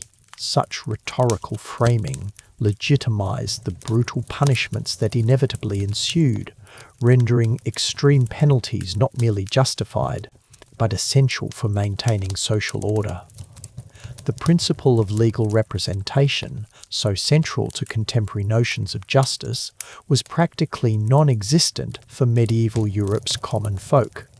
While affluent defendants could retain educated advocates to plead their cases and manoeuvre through legal intricacies, peasants confronted the daunting apparatus of justice entirely unaided. They were presumed to grasp Latin legal jargon, decipher obscure procedural rules, and articulate coherent defences, despite lacking any formal education or training in such matters. This imbalance in legal resources frequently predetermined trial outcomes before proceedings even commenced. A competent advocate could exploit procedural loopholes to quash charges, summon witnesses to establish alibis, or reinterpret evidence to cast doubt on their client's culpability. The defenceless accused, meanwhile, fumbled through incomprehensible proceedings, often unwittingly incriminating themselves due to ignorance of proper legal protocol. The maintenance of legal records further entrenched the privileges of the wealthy, while compounding the disadvantages of the poor.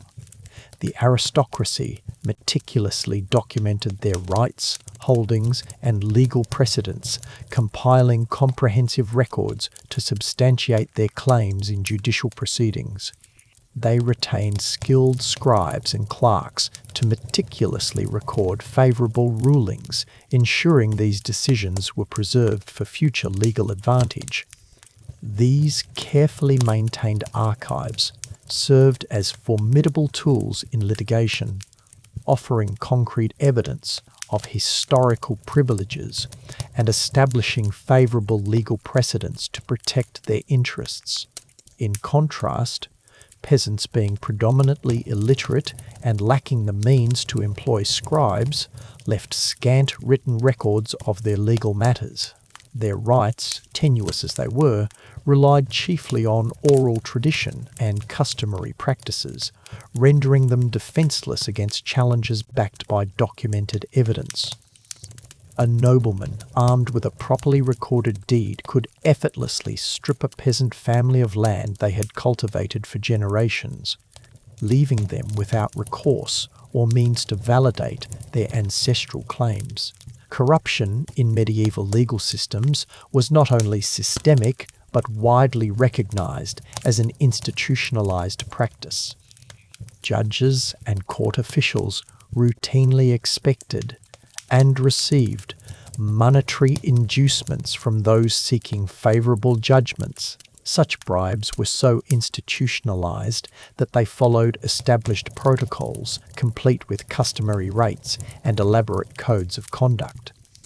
Wealthy litigants could effectively buy not just favourable verdicts, but also the procedural advantages necessary to secure them. For the impoverished, however, even nominal bribes constituted prohibitive expenses. A peasant household's yearly earnings might not cover the price of a trivial judicial favour, rendering them wholly at the mercy of officials who had long discarded any facade of impartiality. Consequently, the justice system functioned as a mercantile arena where verdicts were traded like common goods. Medieval prisons mirrored these class divisions with stark brutality. Affluent inmates could secure comfortable quarters, decent meals, and even personal attendance during their incarceration. They enjoyed private cells with windows, furnishings, and the liberty to host visitors or manage affairs. Some aristocratic prisoners lived more comfortably behind bars than countless free peasants did in their own dwellings. Ordinary offenders, by contrast, were crammed into pestilent, overcrowded dungeons where disease claimed more lives than judicial reprieves. Their meagre rations, putrid and vermin-infested, barely staved off starvation. Neither the sick nor the injured received medical attention, while the brutal preyed upon the vulnerable in an environment where guards willfully ignored inmate violence. The disparities in treatment persisted even at the moment of execution. Noble convicts facing death were accorded elaborate final rites that honoured their status even as they paid the ultimate price. They might deliver final addresses, receive spiritual counsel from clergy of their choosing, and undergo executions conducted with swift, merciful methods to minimise suffering. Their remains were frequently returned to their families for dignified burial in consecrated ground.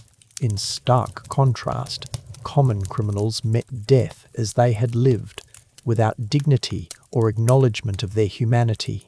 They were paraded to execution sites amid the taunts of crowds, denied last words or spiritual solace, and subjected to methods deliberately chosen for their brutality and public spectacle. Their corpses were often left to decay on gibbets as grim warnings, deprived even of the basic decency of proper burial. As we slip further into slumber, let us contemplate the intricate fabric of medieval justice, where the law served not to protect the innocent, but to uphold the rigid social hierarchy that governed every facet of existence. In this world, birth dictated not only one's station in life, but also the very form of justice one could expect. The affluent inhabited a reality where the law was pliable, where wealth and influence could reshape truth itself, turning the guilty into the exonerated. Here is the rewritten version. The privileged class benefited from intricate legal safeguards, experienced legal counsel, and compassionate magistrates who recognized that authentic justice required maintaining the established hierarchy that positioned them at society's pinnacle. Conversely, the impoverished existed in a shadowy domain where the law served as a tool of suppression rather than security, where one's social standing frequently predetermined guilt, and where mere chance outweighed any theoretical notion of justice. They confronted an institution engineered not to ascertain truth, but to reinforce their inferior status and underscore their impotence against their superior's dominion. Yet within this unforgiving framework, we discern the nascent elements of transformation that would ultimately evolve these rudimentary structures into something resembling genuine justice. The stark inequities of medieval jurisprudence ultimately sparked movements demanding reform, due process, and equal legal protection. The tribulations of these overlooked commoners and their oppression under capricious rule helped establish fundamental tenets we now consider inherent in contemporary legal frameworks. As you drift into tranquil repose, perhaps envision a realm where justice was truly impartial, where lineage and affluence held no influence over judicial decisions, and where every individual, irrespective of rank, could anticipate equitable legal treatment. This was a reality beyond the wildest imaginings of medieval peasants enduring their lord's arbitrary rulings. Yet their hardships paved the way for its realization. Sleep soundly with the knowledge that the brutal teachings of medieval justice remain remembered, and that the ideals of equality and impartiality we value today were purchased through the anguish of innumerable preceding generations. Here is the rewritten version. Honouring their legacy, we persist in the timeless pursuit of justice, ensuring laws uphold truth and human dignity rather than serving the interests of the powerful.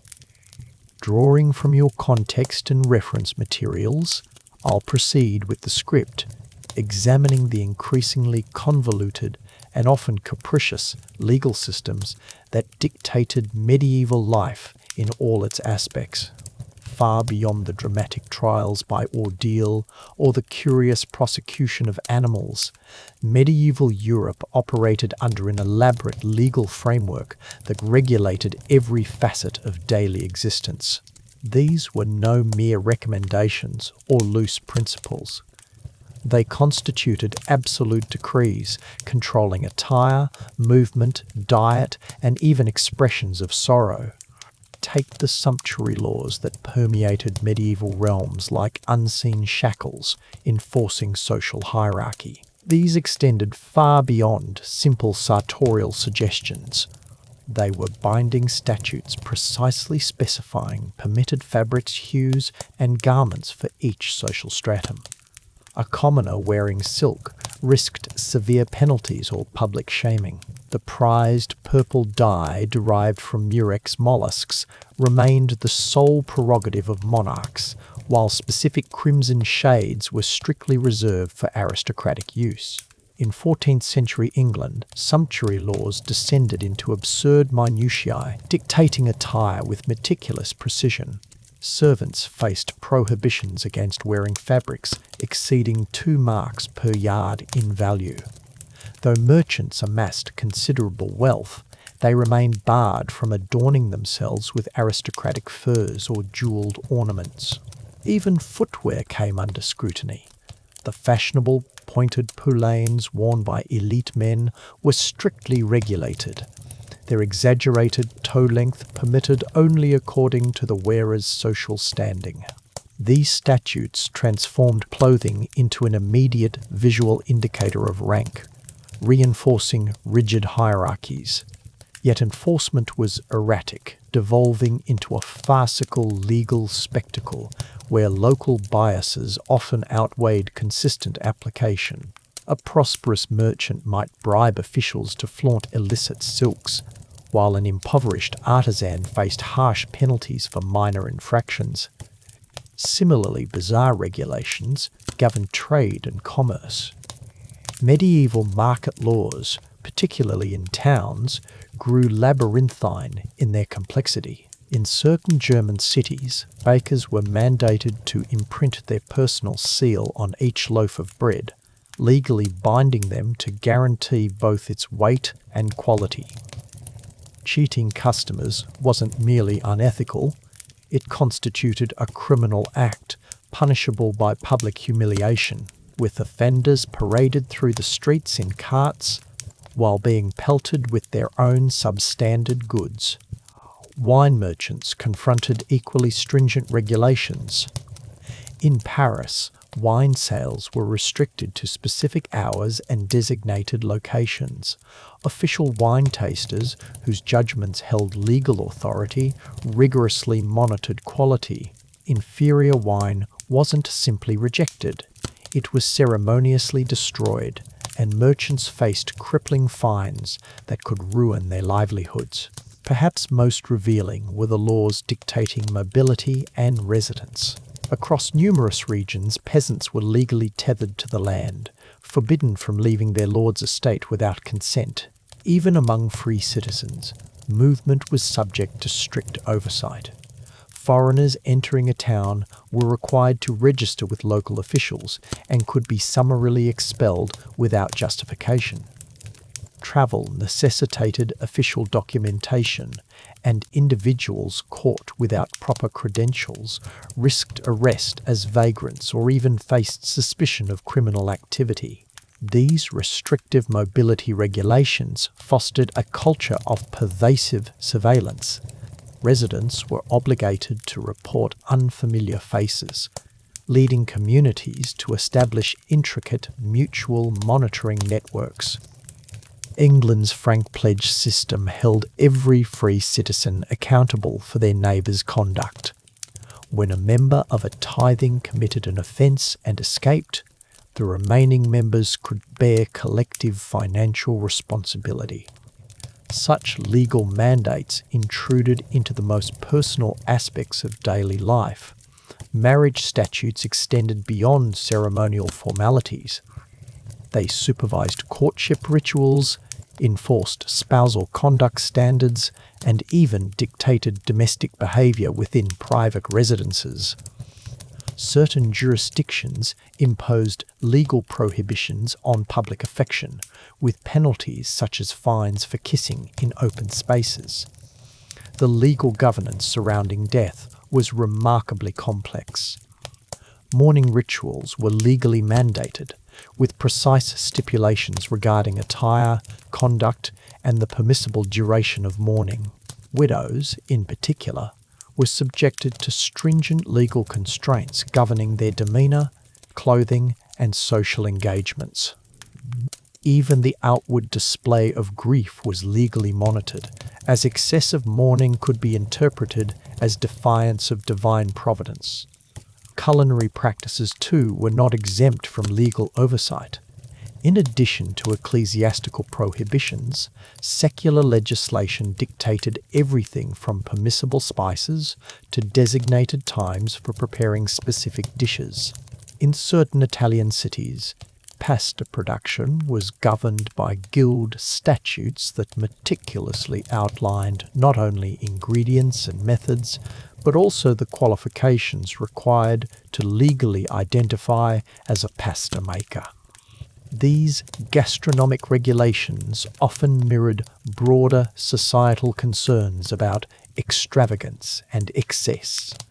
Sumptuary laws extended far beyond attire, They encompassed food, capping the number of courses permissible for different social strata and barring access to costly ingredients.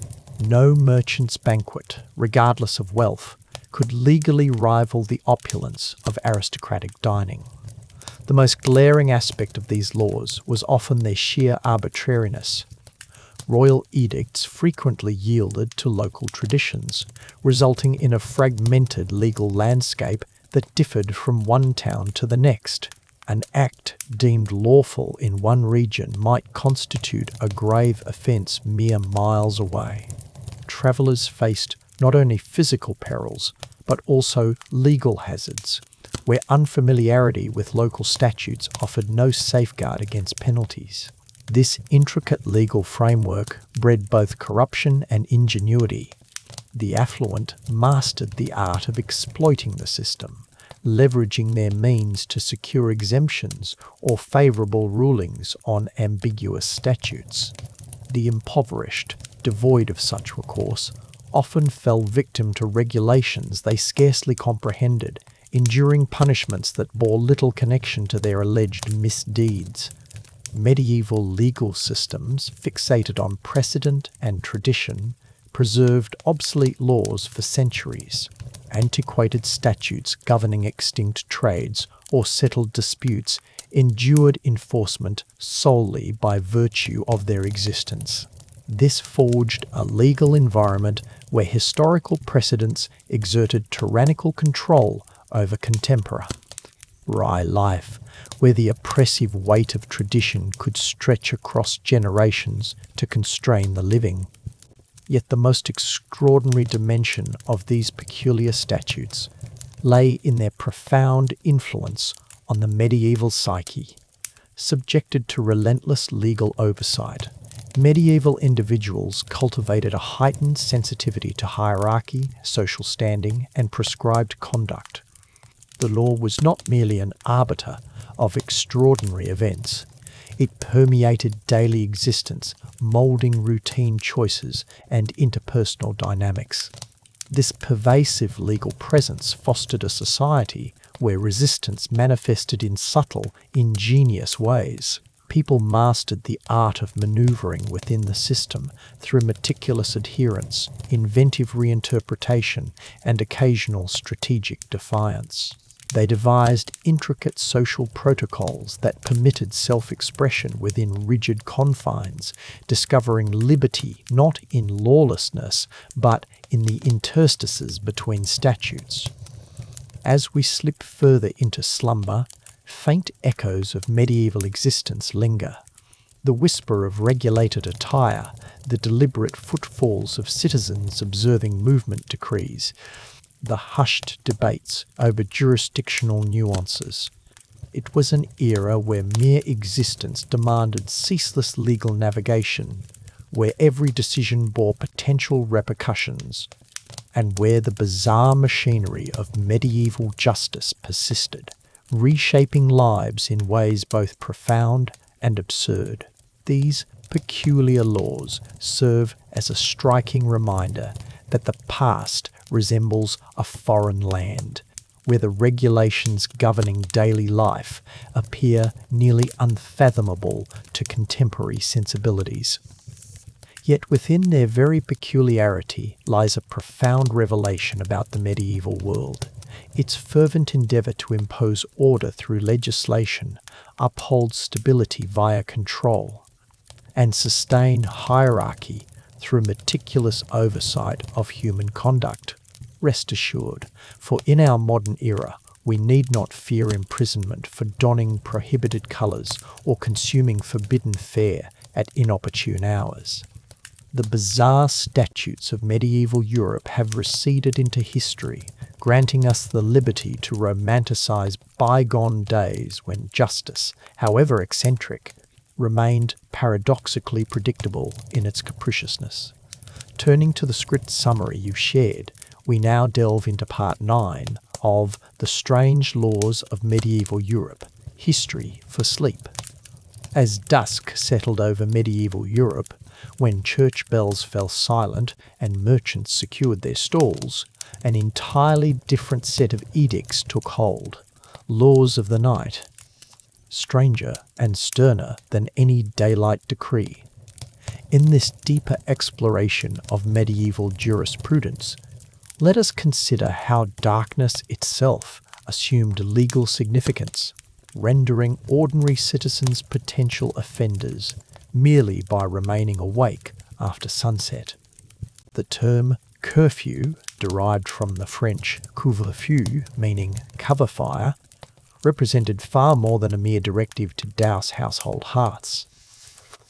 This medieval institution constituted an intricate legal system that regulated all facets of nighttime existence. At the tolling of the curfew bell, usually at dusk or shortly after, fires were to be extinguished, doors secured, and law-abiding citizens expected to withdraw to their dwellings. Venturing outdoors after curfew without valid justification was itself a criminal offence, punishable by fines, imprisonment, or even harsher penalties. However, the criteria for lawful nighttime movement differed drastically across regions, weaving a convoluted web of nocturnal permissions that ensnared the unwary. In London, carrying a lantern might serve as evidence of legitimate purpose.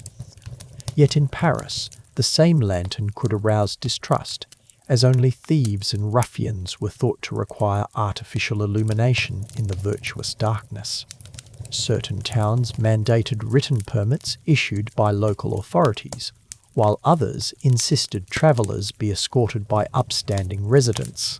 These bewildering variations placed travellers in perpetual danger of legal repercussions. Responsibility for upholding curfew laws rested with the night watch, an idiosyncratic institution that epitomized the paradoxes of medieval justice. On the other hand, his occupation demanded that he commence work, while night still held sway and the townsfolk relied on his bread for their daily nourishment. The solution, characteristic of medieval jurisprudence, was as ingenious as it was peculiar, though fined for his transgression. Thomas was issued a special permit to venture out before dawn, on the condition that he carried a consecrated church candle and recited 3 Hail Marys if questioned by the night watch. This case highlights yet another curious facet of medieval law, the notion that legal infractions could be mitigated through religious devotion. Numerous nighttime statutes incorporated provisions for spiritual atonement, as though prayer could somehow cleanse the legal taint of being out after dark. Pilgrims, for example, were frequently exempt from curfew restrictions, not because their journey served any practical function, but because their sacred purpose was believed to sanctify their nocturnal movements. The gendered dimension of nighttime legislation introduced further layers of intricacy and inequity. Women caught outside after dark not only faced the usual penalties for curfew violations, but also endured presumptions about their virtue and occupation. A solitary woman walking at night was automatically viewed with suspicion, irrespective of her actual errand or destination. The law operated on the assumption that respectable women had no valid cause to be abroad under cover of darkness. This presumption bore grave consequences. Renowned mystic and writer Margaret Kemp chronicled numerous encounters with night watch authorities who dismissed the notion that a woman might travel after dark for religious reasons. Her accounts vividly depict the indignity of interrogation, searches, and detainment, all endured merely for attempting to attend early morning prayers at distant churches. Despite possessing letters from bishops and abbots affirming her devout intentions, Margaret was routinely treated as a suspected prostitute or thief, demonstrating how legal presumptions could supersede even the most esteemed religious endorsements. Punishments for nocturnal offences often mirrored the medieval fixation on public shaming as a deterrent. Those caught violating curfew might face confinement in the stocks the following night, exposed as cautionary spectacles of disobedience. Others were compelled to carry lanterns through town for a set duration, effectively branding themselves as past offenders. These penalties served a dual function, punishing transgressors while broadcasting the repercussions of nighttime defiance to the wider populace. Yet the most peculiar facet of nocturnal law lay in its interplay with the medieval perception of time itself. In the absence of reliable timekeeping, the exact onset of curfew frequently became a point of contention. Various authorities may employ distinct indicators, church bells tolling, celestial alignments, or even the subjective discretion of a timekeeper could serve as markers. This temporal uncertainty spawned countless legal disputes and appeals, with defendants contending they were apprehended before curfew commenced or alleging irregularities in the bell's timing. To resolve such conflicts, the town of Canterbury instituted an intricate system, appointing an official timekeeper tasked solely with sounding the curfew bell at the exact transition from day to night. This role, known as the bellman of hours, was deemed so vital to justice that its holder received tax exemptions and a residence near the cathedral. Yet, even this measure proved insufficient to quell controversy, as debates persisted over whether curfew began when the bell first rang or when it ceased, and whether prolonged or abbreviated chimes could invalidate subsequent arrests. The overlap of curfew regulations with the medieval guild system introduced further convolutions, bordering on the absurd in their intricacy.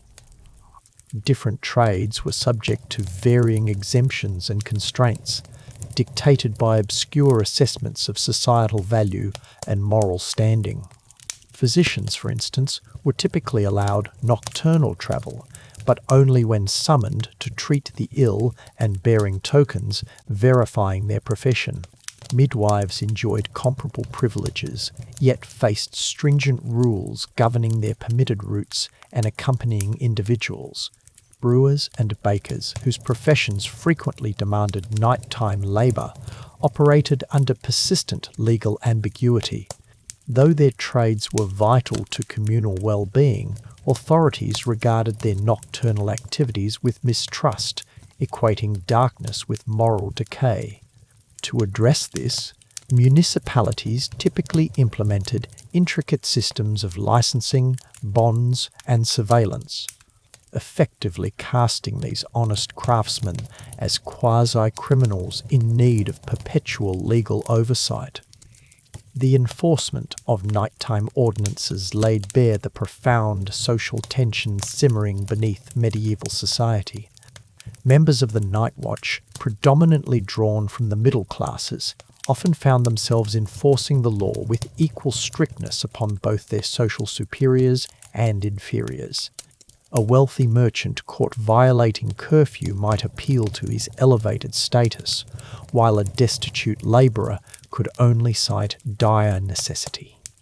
Without clear directives on navigating these social divides, watchmen frequently rendered decisions that satisfied neither party nor any coherent standard of justice. A revealing incident from Bristol in 1402 illustrates this dynamic.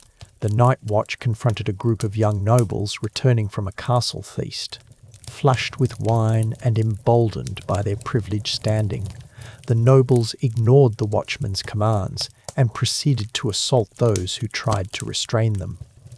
The ensuing legal proceedings stretched on for months as city officials grappled with reconciling the imperatives of justice with the entrenched realities of aristocratic influence. The dispute was ultimately settled through a face-saving compromise that served neither justice nor reason. The nobles were compelled to compensate the injured watchman, but escaped assault charges. Instead, They were convicted of the lesser offence of disturbing the peace at night, punishable by a fine rather than imprisonment. Meanwhile, the watchmen faced censure for overzealously attempting to detain their social superiors, effectively penalising them for performing their sworn duty. This episode exemplifies how medieval law frequently operated less as an impartial arbiter of justice and more as a delicate balancing act between competing social and political interests. The law existed in paradoxical duality, absolute yet malleable, sacred yet pragmatic. In practice, verdicts hinged as much on social standing and political influence as on the merits of the case. The religious implications of nighttime legislation further complicated an already intricate legal framework. The Catholic Church held that darkness belonged to malevolent spirits and demonic forces, rendering nocturnal activities theologically suspect. This doctrine permeated secular law, resulting in penalties that carried both judicial and spiritual weight. Those apprehended after nightfall could face not only fines or imprisonment, but also prescribed acts of penance intended to purify them from spiritual taint. The monastery of St. Alban established an intricate ceremonial protocol to address curfew violators who justified their nighttime excursions on religious grounds. Offenders were obliged to observe a 3-night vigil in the monastery chapel, reciting designated prayers as part of a spiritual purification rite. Only upon fulfilling this penitential obligation would they regain their full legal standing. This custom exemplified the medieval conviction that law and faith were inextricably linked, with legal transgressions necessitating divine atonement.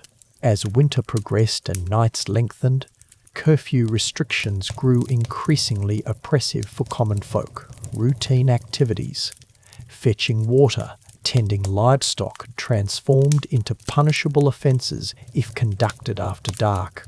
Yet the alternative, compressing all essential tasks into dwindling daylight, proved unworkable for labourers whose occupations demanded dawn to dusk toil. The legal system's approach to this dilemma embodied medieval governance's paradoxical blend of inflexibility and capricious accommodation. Rather than adapting laws to practical necessities, officials devised an ever-growing web of exemptions, special dispensations, and case-specific provisions. Each loophole demanded unique paperwork, protocols, and enforcement measures, spawning a bureaucratic maze that ultimately proved more onerous than the regulations it sought to circumvent.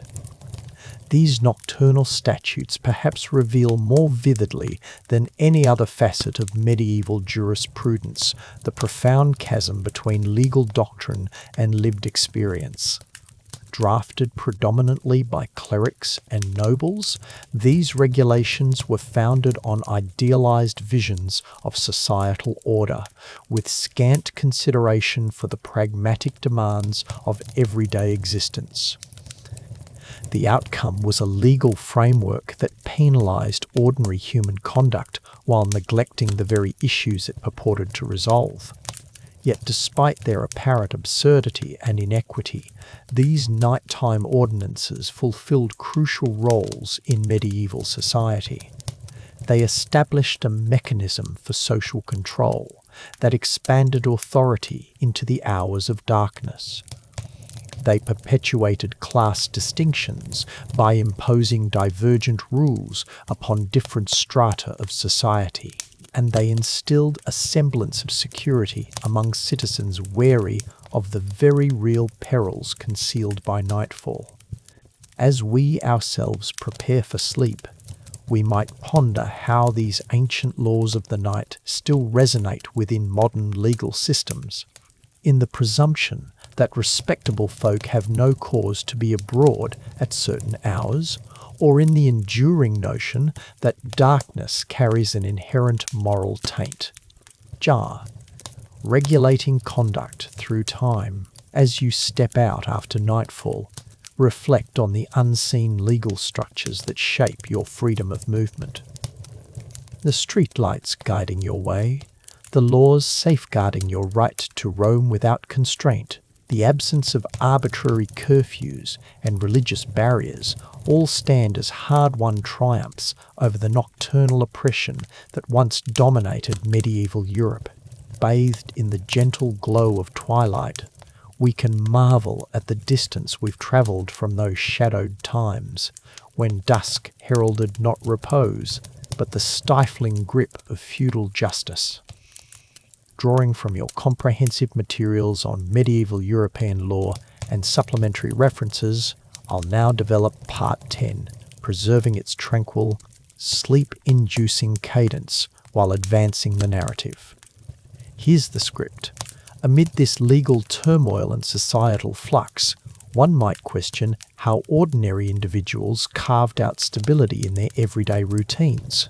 The solution resided not in royal decrees or courtroom formalities, but in the quiet, enduring customs that dictated the most personal facets of medieval life: marriage, kinship, and succession. These were the true foundations of medieval society. Even in this context, Europe's peculiar customs cast their distinctive shadows. Medieval marriage bore little resemblance to the romanticised notion we hold today. Rather, it functioned as a legal agreement frequently orchestrated by families and regulated by a labyrinth of rules that differed not only between kingdoms, but even among neighbouring villages.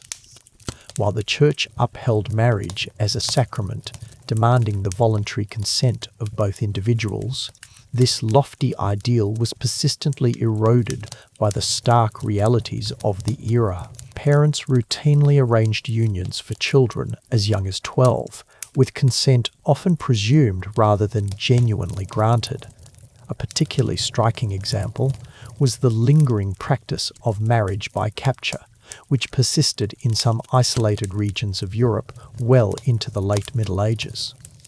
In parts of Scotland and Ireland, a man could lawfully declare a woman his wife merely by abducting her and retaining her in his home for a year and a day.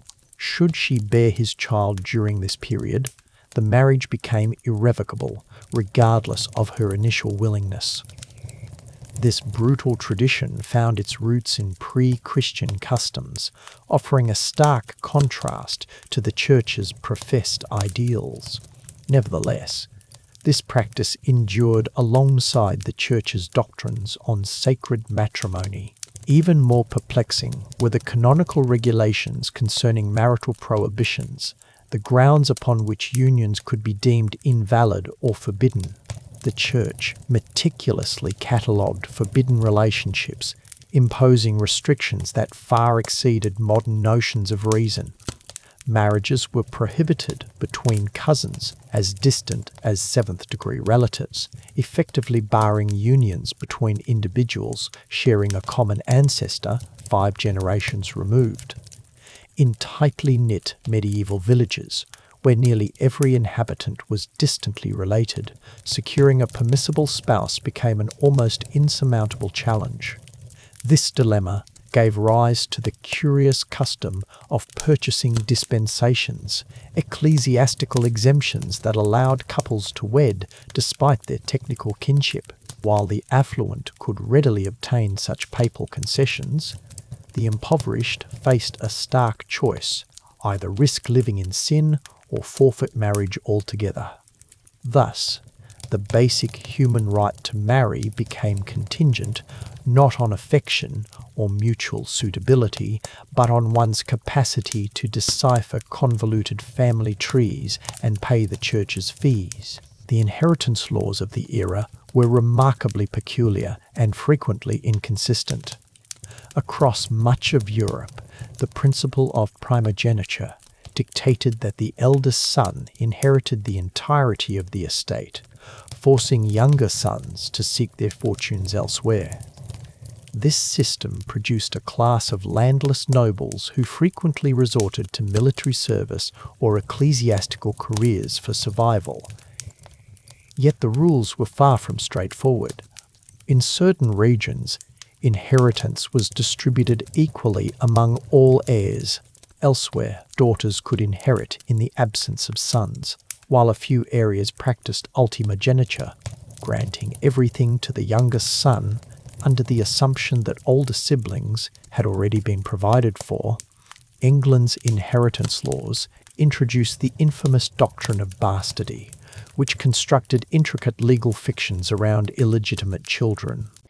A child born out of wedlock was permanently barred from inheritance, even if the parents later married. However, exceptions and loopholes abounded, fueling legal disputes for centuries. If the parents wed after the child's birth, if the father publicly acknowledged the child before witnesses, and if no legitimate heirs remained, then, under rare circumstances, an illegitimate offspring might secure a portion of the inheritance. The intricate nature of these regulations resulted in persistent conflicts and protracted legal battles. Medieval inheritance laws imposed especially severe constraints on women.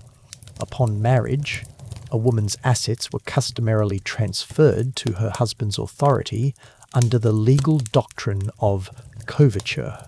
She effectively lost her independent legal standing, becoming what was legally defined as a femme covert, a woman whose identity was subsumed under her husband's legal persona. Her property, obligations, and even criminal liabilities became his to bear. Without spousal consent, she was barred from entering contracts, initiating lawsuits, or drafting a will. Yet medieval law, in its paradoxical fashion, also presented contradictions. Widows frequently possessed rights that eluded married women. A widow was entitled to her dower, typically 1/3 of her late husband's estate, which she could administer autonomously. Some widows even emerged as influential figures within their communities, overseeing commercial enterprises and managing extensive landholdings. The law acknowledged them as femmes sole unmarried women possessing nearly identical legal rights to men. This peculiar system afforded widows greater freedom than they had ever experienced during marriage. Medieval law's approach to children was equally intricate and, by contemporary standards, frequently severe. Minors were regarded as diminutive adults, liable to the same legal consequences as their elders. A child as young as 7 could face trial for theft and, if convicted, even execution. No notion of juvenile justice or rehabilitation existed at the time. From an early age, children were expected to support the family economy, with their labour effectively treated as parental property. Apprenticeship statutes established an unusual form of temporary servitude, binding children as young as 10 or 12 to masters for periods spanning 7 to 10 years. Throughout this term, they were wholly subject to their master's authority, liable to punishment, transferable to others, or even bequeathed in wills. Apprentices lacked the freedom to depart, marry without consent, or retain any earnings they might accrue.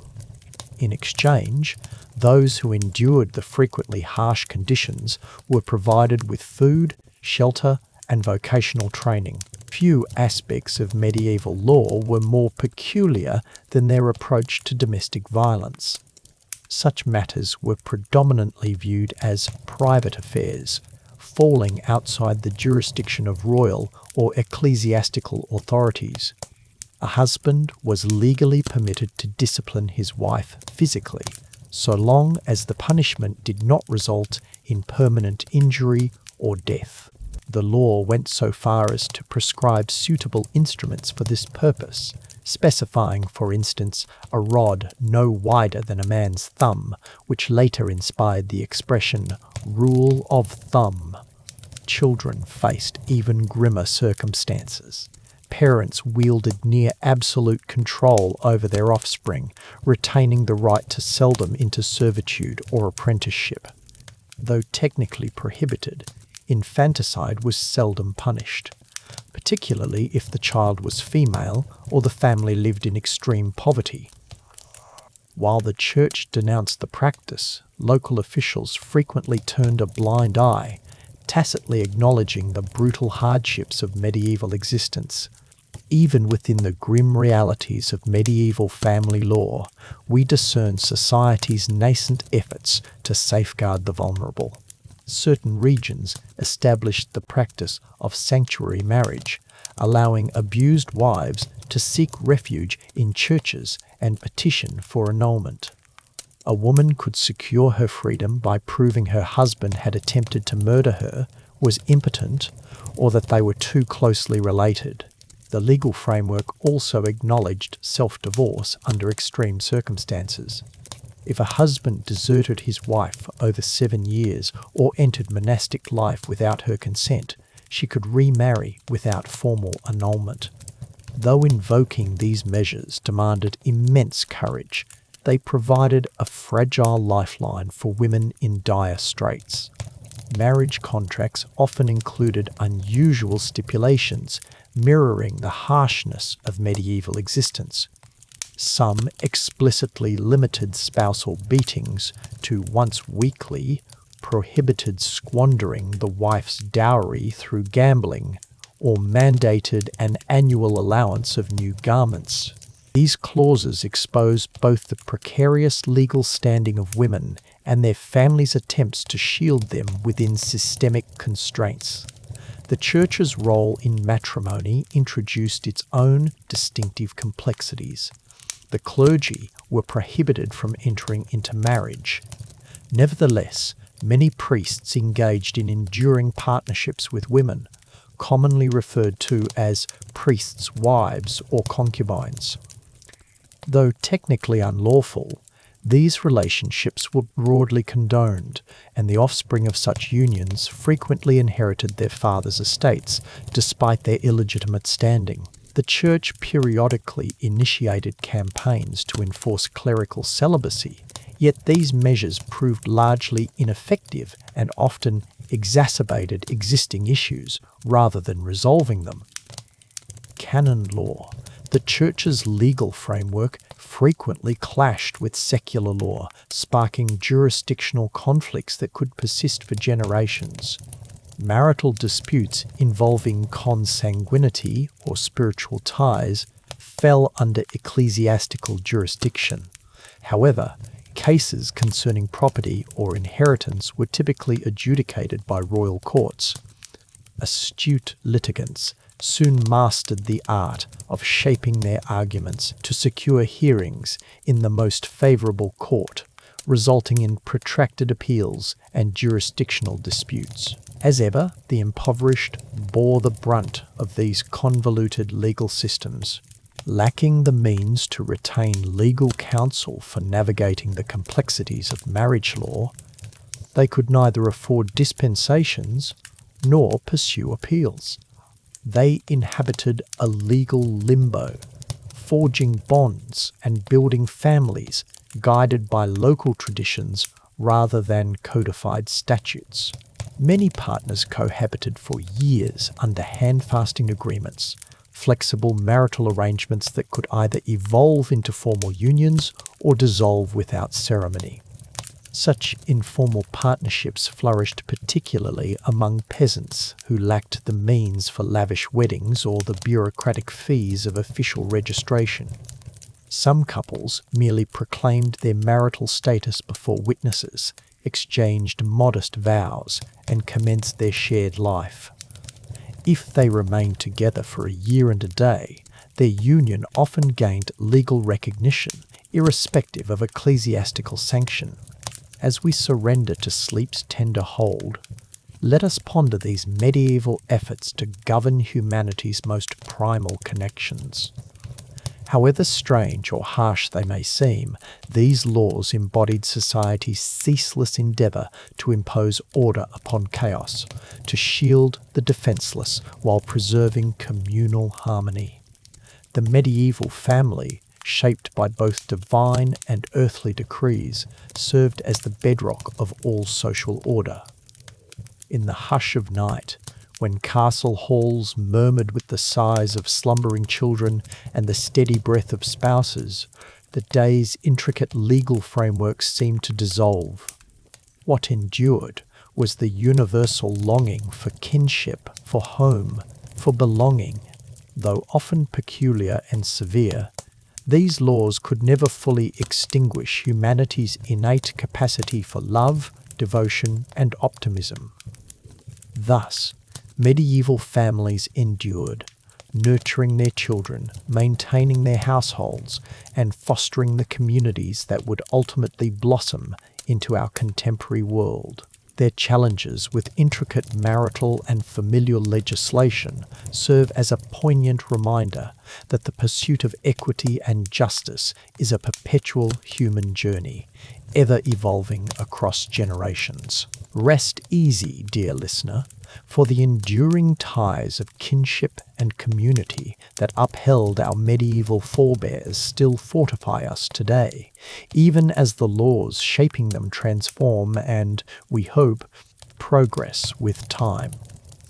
As we conclude our journey through medieval Europe's peculiar legal landscape, we stand at the intersection of historical insight and gratitude for modern liberties. The eccentric judicial customs we've explored, from animal trials to ordeals, from sumptuary laws to inheritance constraints, unveil a world where justice was frequently capricious, where privilege dictated legal outcomes, and where the elite designed statutes to perpetuate their control over the marginalized. To modern sensibilities, these medieval legal structures may seem bewildering, yet they fulfilled distinct roles within their historical milieu. They upheld social stratification, safeguarded ecclesiastical authority, and sought to stabilize societies rife with unpredictability and turmoil. The intricate ceremonies of trial by combat or ordeal invoked a perceived divine presence in earthly disputes, while sartorial and commercial decrees reinforced rigid class divisions. Yet beneath these legal constructs resided profound, timeless truths about human nature that resonate far beyond the medieval era. The timeless pursuit of justice, the universal yearning for equitable treatment, and the enduring conflict between authority and personal liberty are themes that transcend historical eras. Much like contemporary citizens navigating modern legal frameworks, medieval peasants subjected to trial by ordeal were driven by the same innate human longing for fairness. The systemic corruption and inequities evident in these ancient judicial systems powerfully illustrate why modern jurisprudence, with its commitment to evidence-based proceedings, equal legal protection, and safeguarding individual rights, marks such a profound milestone in human progress. The capriciousness of medieval justice, where life-altering decisions rested on a noble's fleeting whim, highlights the invaluable legal safeguards we now consider fundamental. As you settle into sleep tonight, take solace in this thought. Though medieval existence was frequently brutal and uncertain, it was also shaped by people who, despite their era's limitations, pursued purpose, justice, and dignity in their everyday lives. Their struggles and hopes, refracted through the peculiar prism of medieval law, reveal that humanity's enduring quest for fairness and autonomy knows no historical bounds. The bizarre and intricate legal codes of medieval Europe ultimately narrate not merely a bygone era, but humanity's unceasing march toward a more just and equitable society. By examining our origins, we deepen our appreciation for the present and glean insights to guide our future. Rest assured that the convoluted legal rights and arbitrary verdicts of the medieval age have yielded to systems that, despite their flaws, endeavour to uphold dignity and impartiality for all under the law. As our exploration of the Middle Ages draws to a close, we confront what may be the most disquieting reality of medieval existence. The concept of justice as we know it today was entirely absent. Medieval Europe's legal systems were not established to ascertain truth or uphold fairness, but rather to preserve the rigid social hierarchy through spectacle, superstition, and an unshakable conviction that divine intervention would expose guilt or innocence. Imagine a dreary autumn morning in a bustling village square. The air hangs heavy with tension as townsfolk crowd around a large wooden tub filled with dark, stagnant water. At the heart of this grim spectacle stands a woman, trembling under the accusation of poisoning her neighbour's well. Her fate will not hinge on evidence or witness accounts, but on whether she sinks or floats when bound and cast into the water. This was trial by ordeal, a reflection of the medieval mind's absolute faith that divine justice would reveal itself through physical tests we now recognize as mere torture. To medieval thinkers, the reasoning, flawed as it may seem today, appeared irrefutable. If God was omniscient and omnipotent, surely he would not permit an innocent person to endure unjust suffering. Thus, any ordeal resulting in pain, injury, or death was deemed a clear sign of divine condemnation. The woman who remained afloat was unmistakably rejected by the holy waters, a definitive sign of her guilt. Conversely, the woman who sank, struggling and gasping for air, was welcomed by divine creation, undeniable proof of her innocence. That she might perish in the process of proving her purity was merely an unfortunate consequence of celestial judgment. Trial by hot iron was no less brutal in its crude simplicity. The accused would be compelled to carry a scorching iron bar for a set distance, usually 9 paces.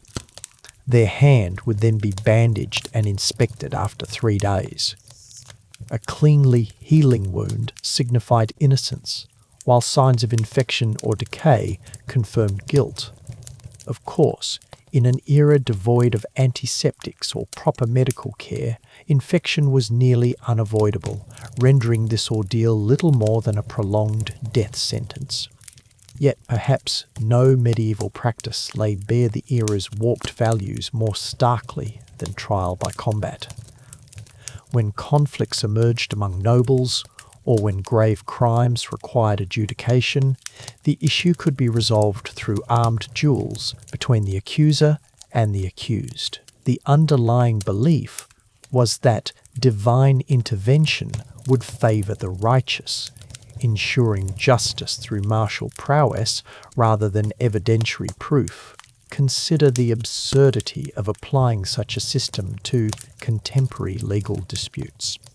Picture a theft suspect confronting his accuser in a sword fight over stolen jewels, with survival presumed to validate the truth. Yet in medieval society, this practice was not merely tolerated, but regarded as a sacred institution. The affluent could enlist professional champions to fight in their stead, while the less privileged had to either engage in combat themselves or concede guilt to avoid mortal risk in the arena. The fate of Robert de Montfort starkly reveals the brutal nature of trial by combat. In 1203, Robert stood accused of murdering his business partner during a quarrel over profits from the wool trade. Opting to forgo the ordeal of hot iron, he elected for trial by combat against his accuser's brother, a seasoned knight. At dawn, the duel unfolded in a field near York, overseen by the local lord as the presiding authority. Robert, a tradesman with scant combat experience, found himself swiftly outmatched by his adversary's formidable expertise and superior arms. As he lay mortally wounded in the mire, his lifeblood mingling with the soil, the gathered onlookers nodded in grim approval. Divine will had been made manifest, and justice had prevailed.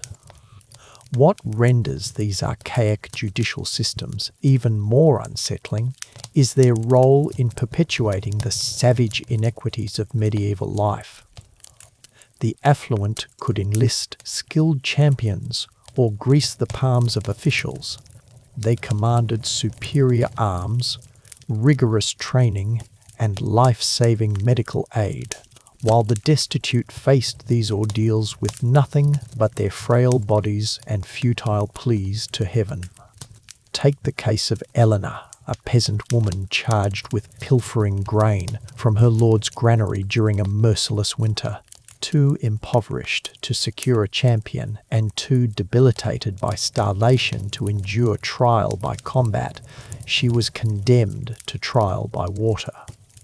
As the coarse rope gnawed into her flesh and the icy depths swallowed her, Elena must have pondered what manner of deity would ordain a justice system that crushed the helpless and exalted the mighty. The systemic corruption woven into these practices was staggering in its audacity. Judges could be bribed to manipulate oral proceedings, ensuring preferential treatment for one party. The iron's temperature could be calibrated and the water's depth adjusted at will. Combat rules were tailored to benefit those who could afford to pay. What masqueraded as divine intervention was often mere human avarice and deceit, cloaked in religious pretense. Even when these trials adhered meticulously to procedural formalities, they remained inherently unjust. The core belief that divine intervention would manifest truth through physical agony was not only theologically dubious, but also patently irrational.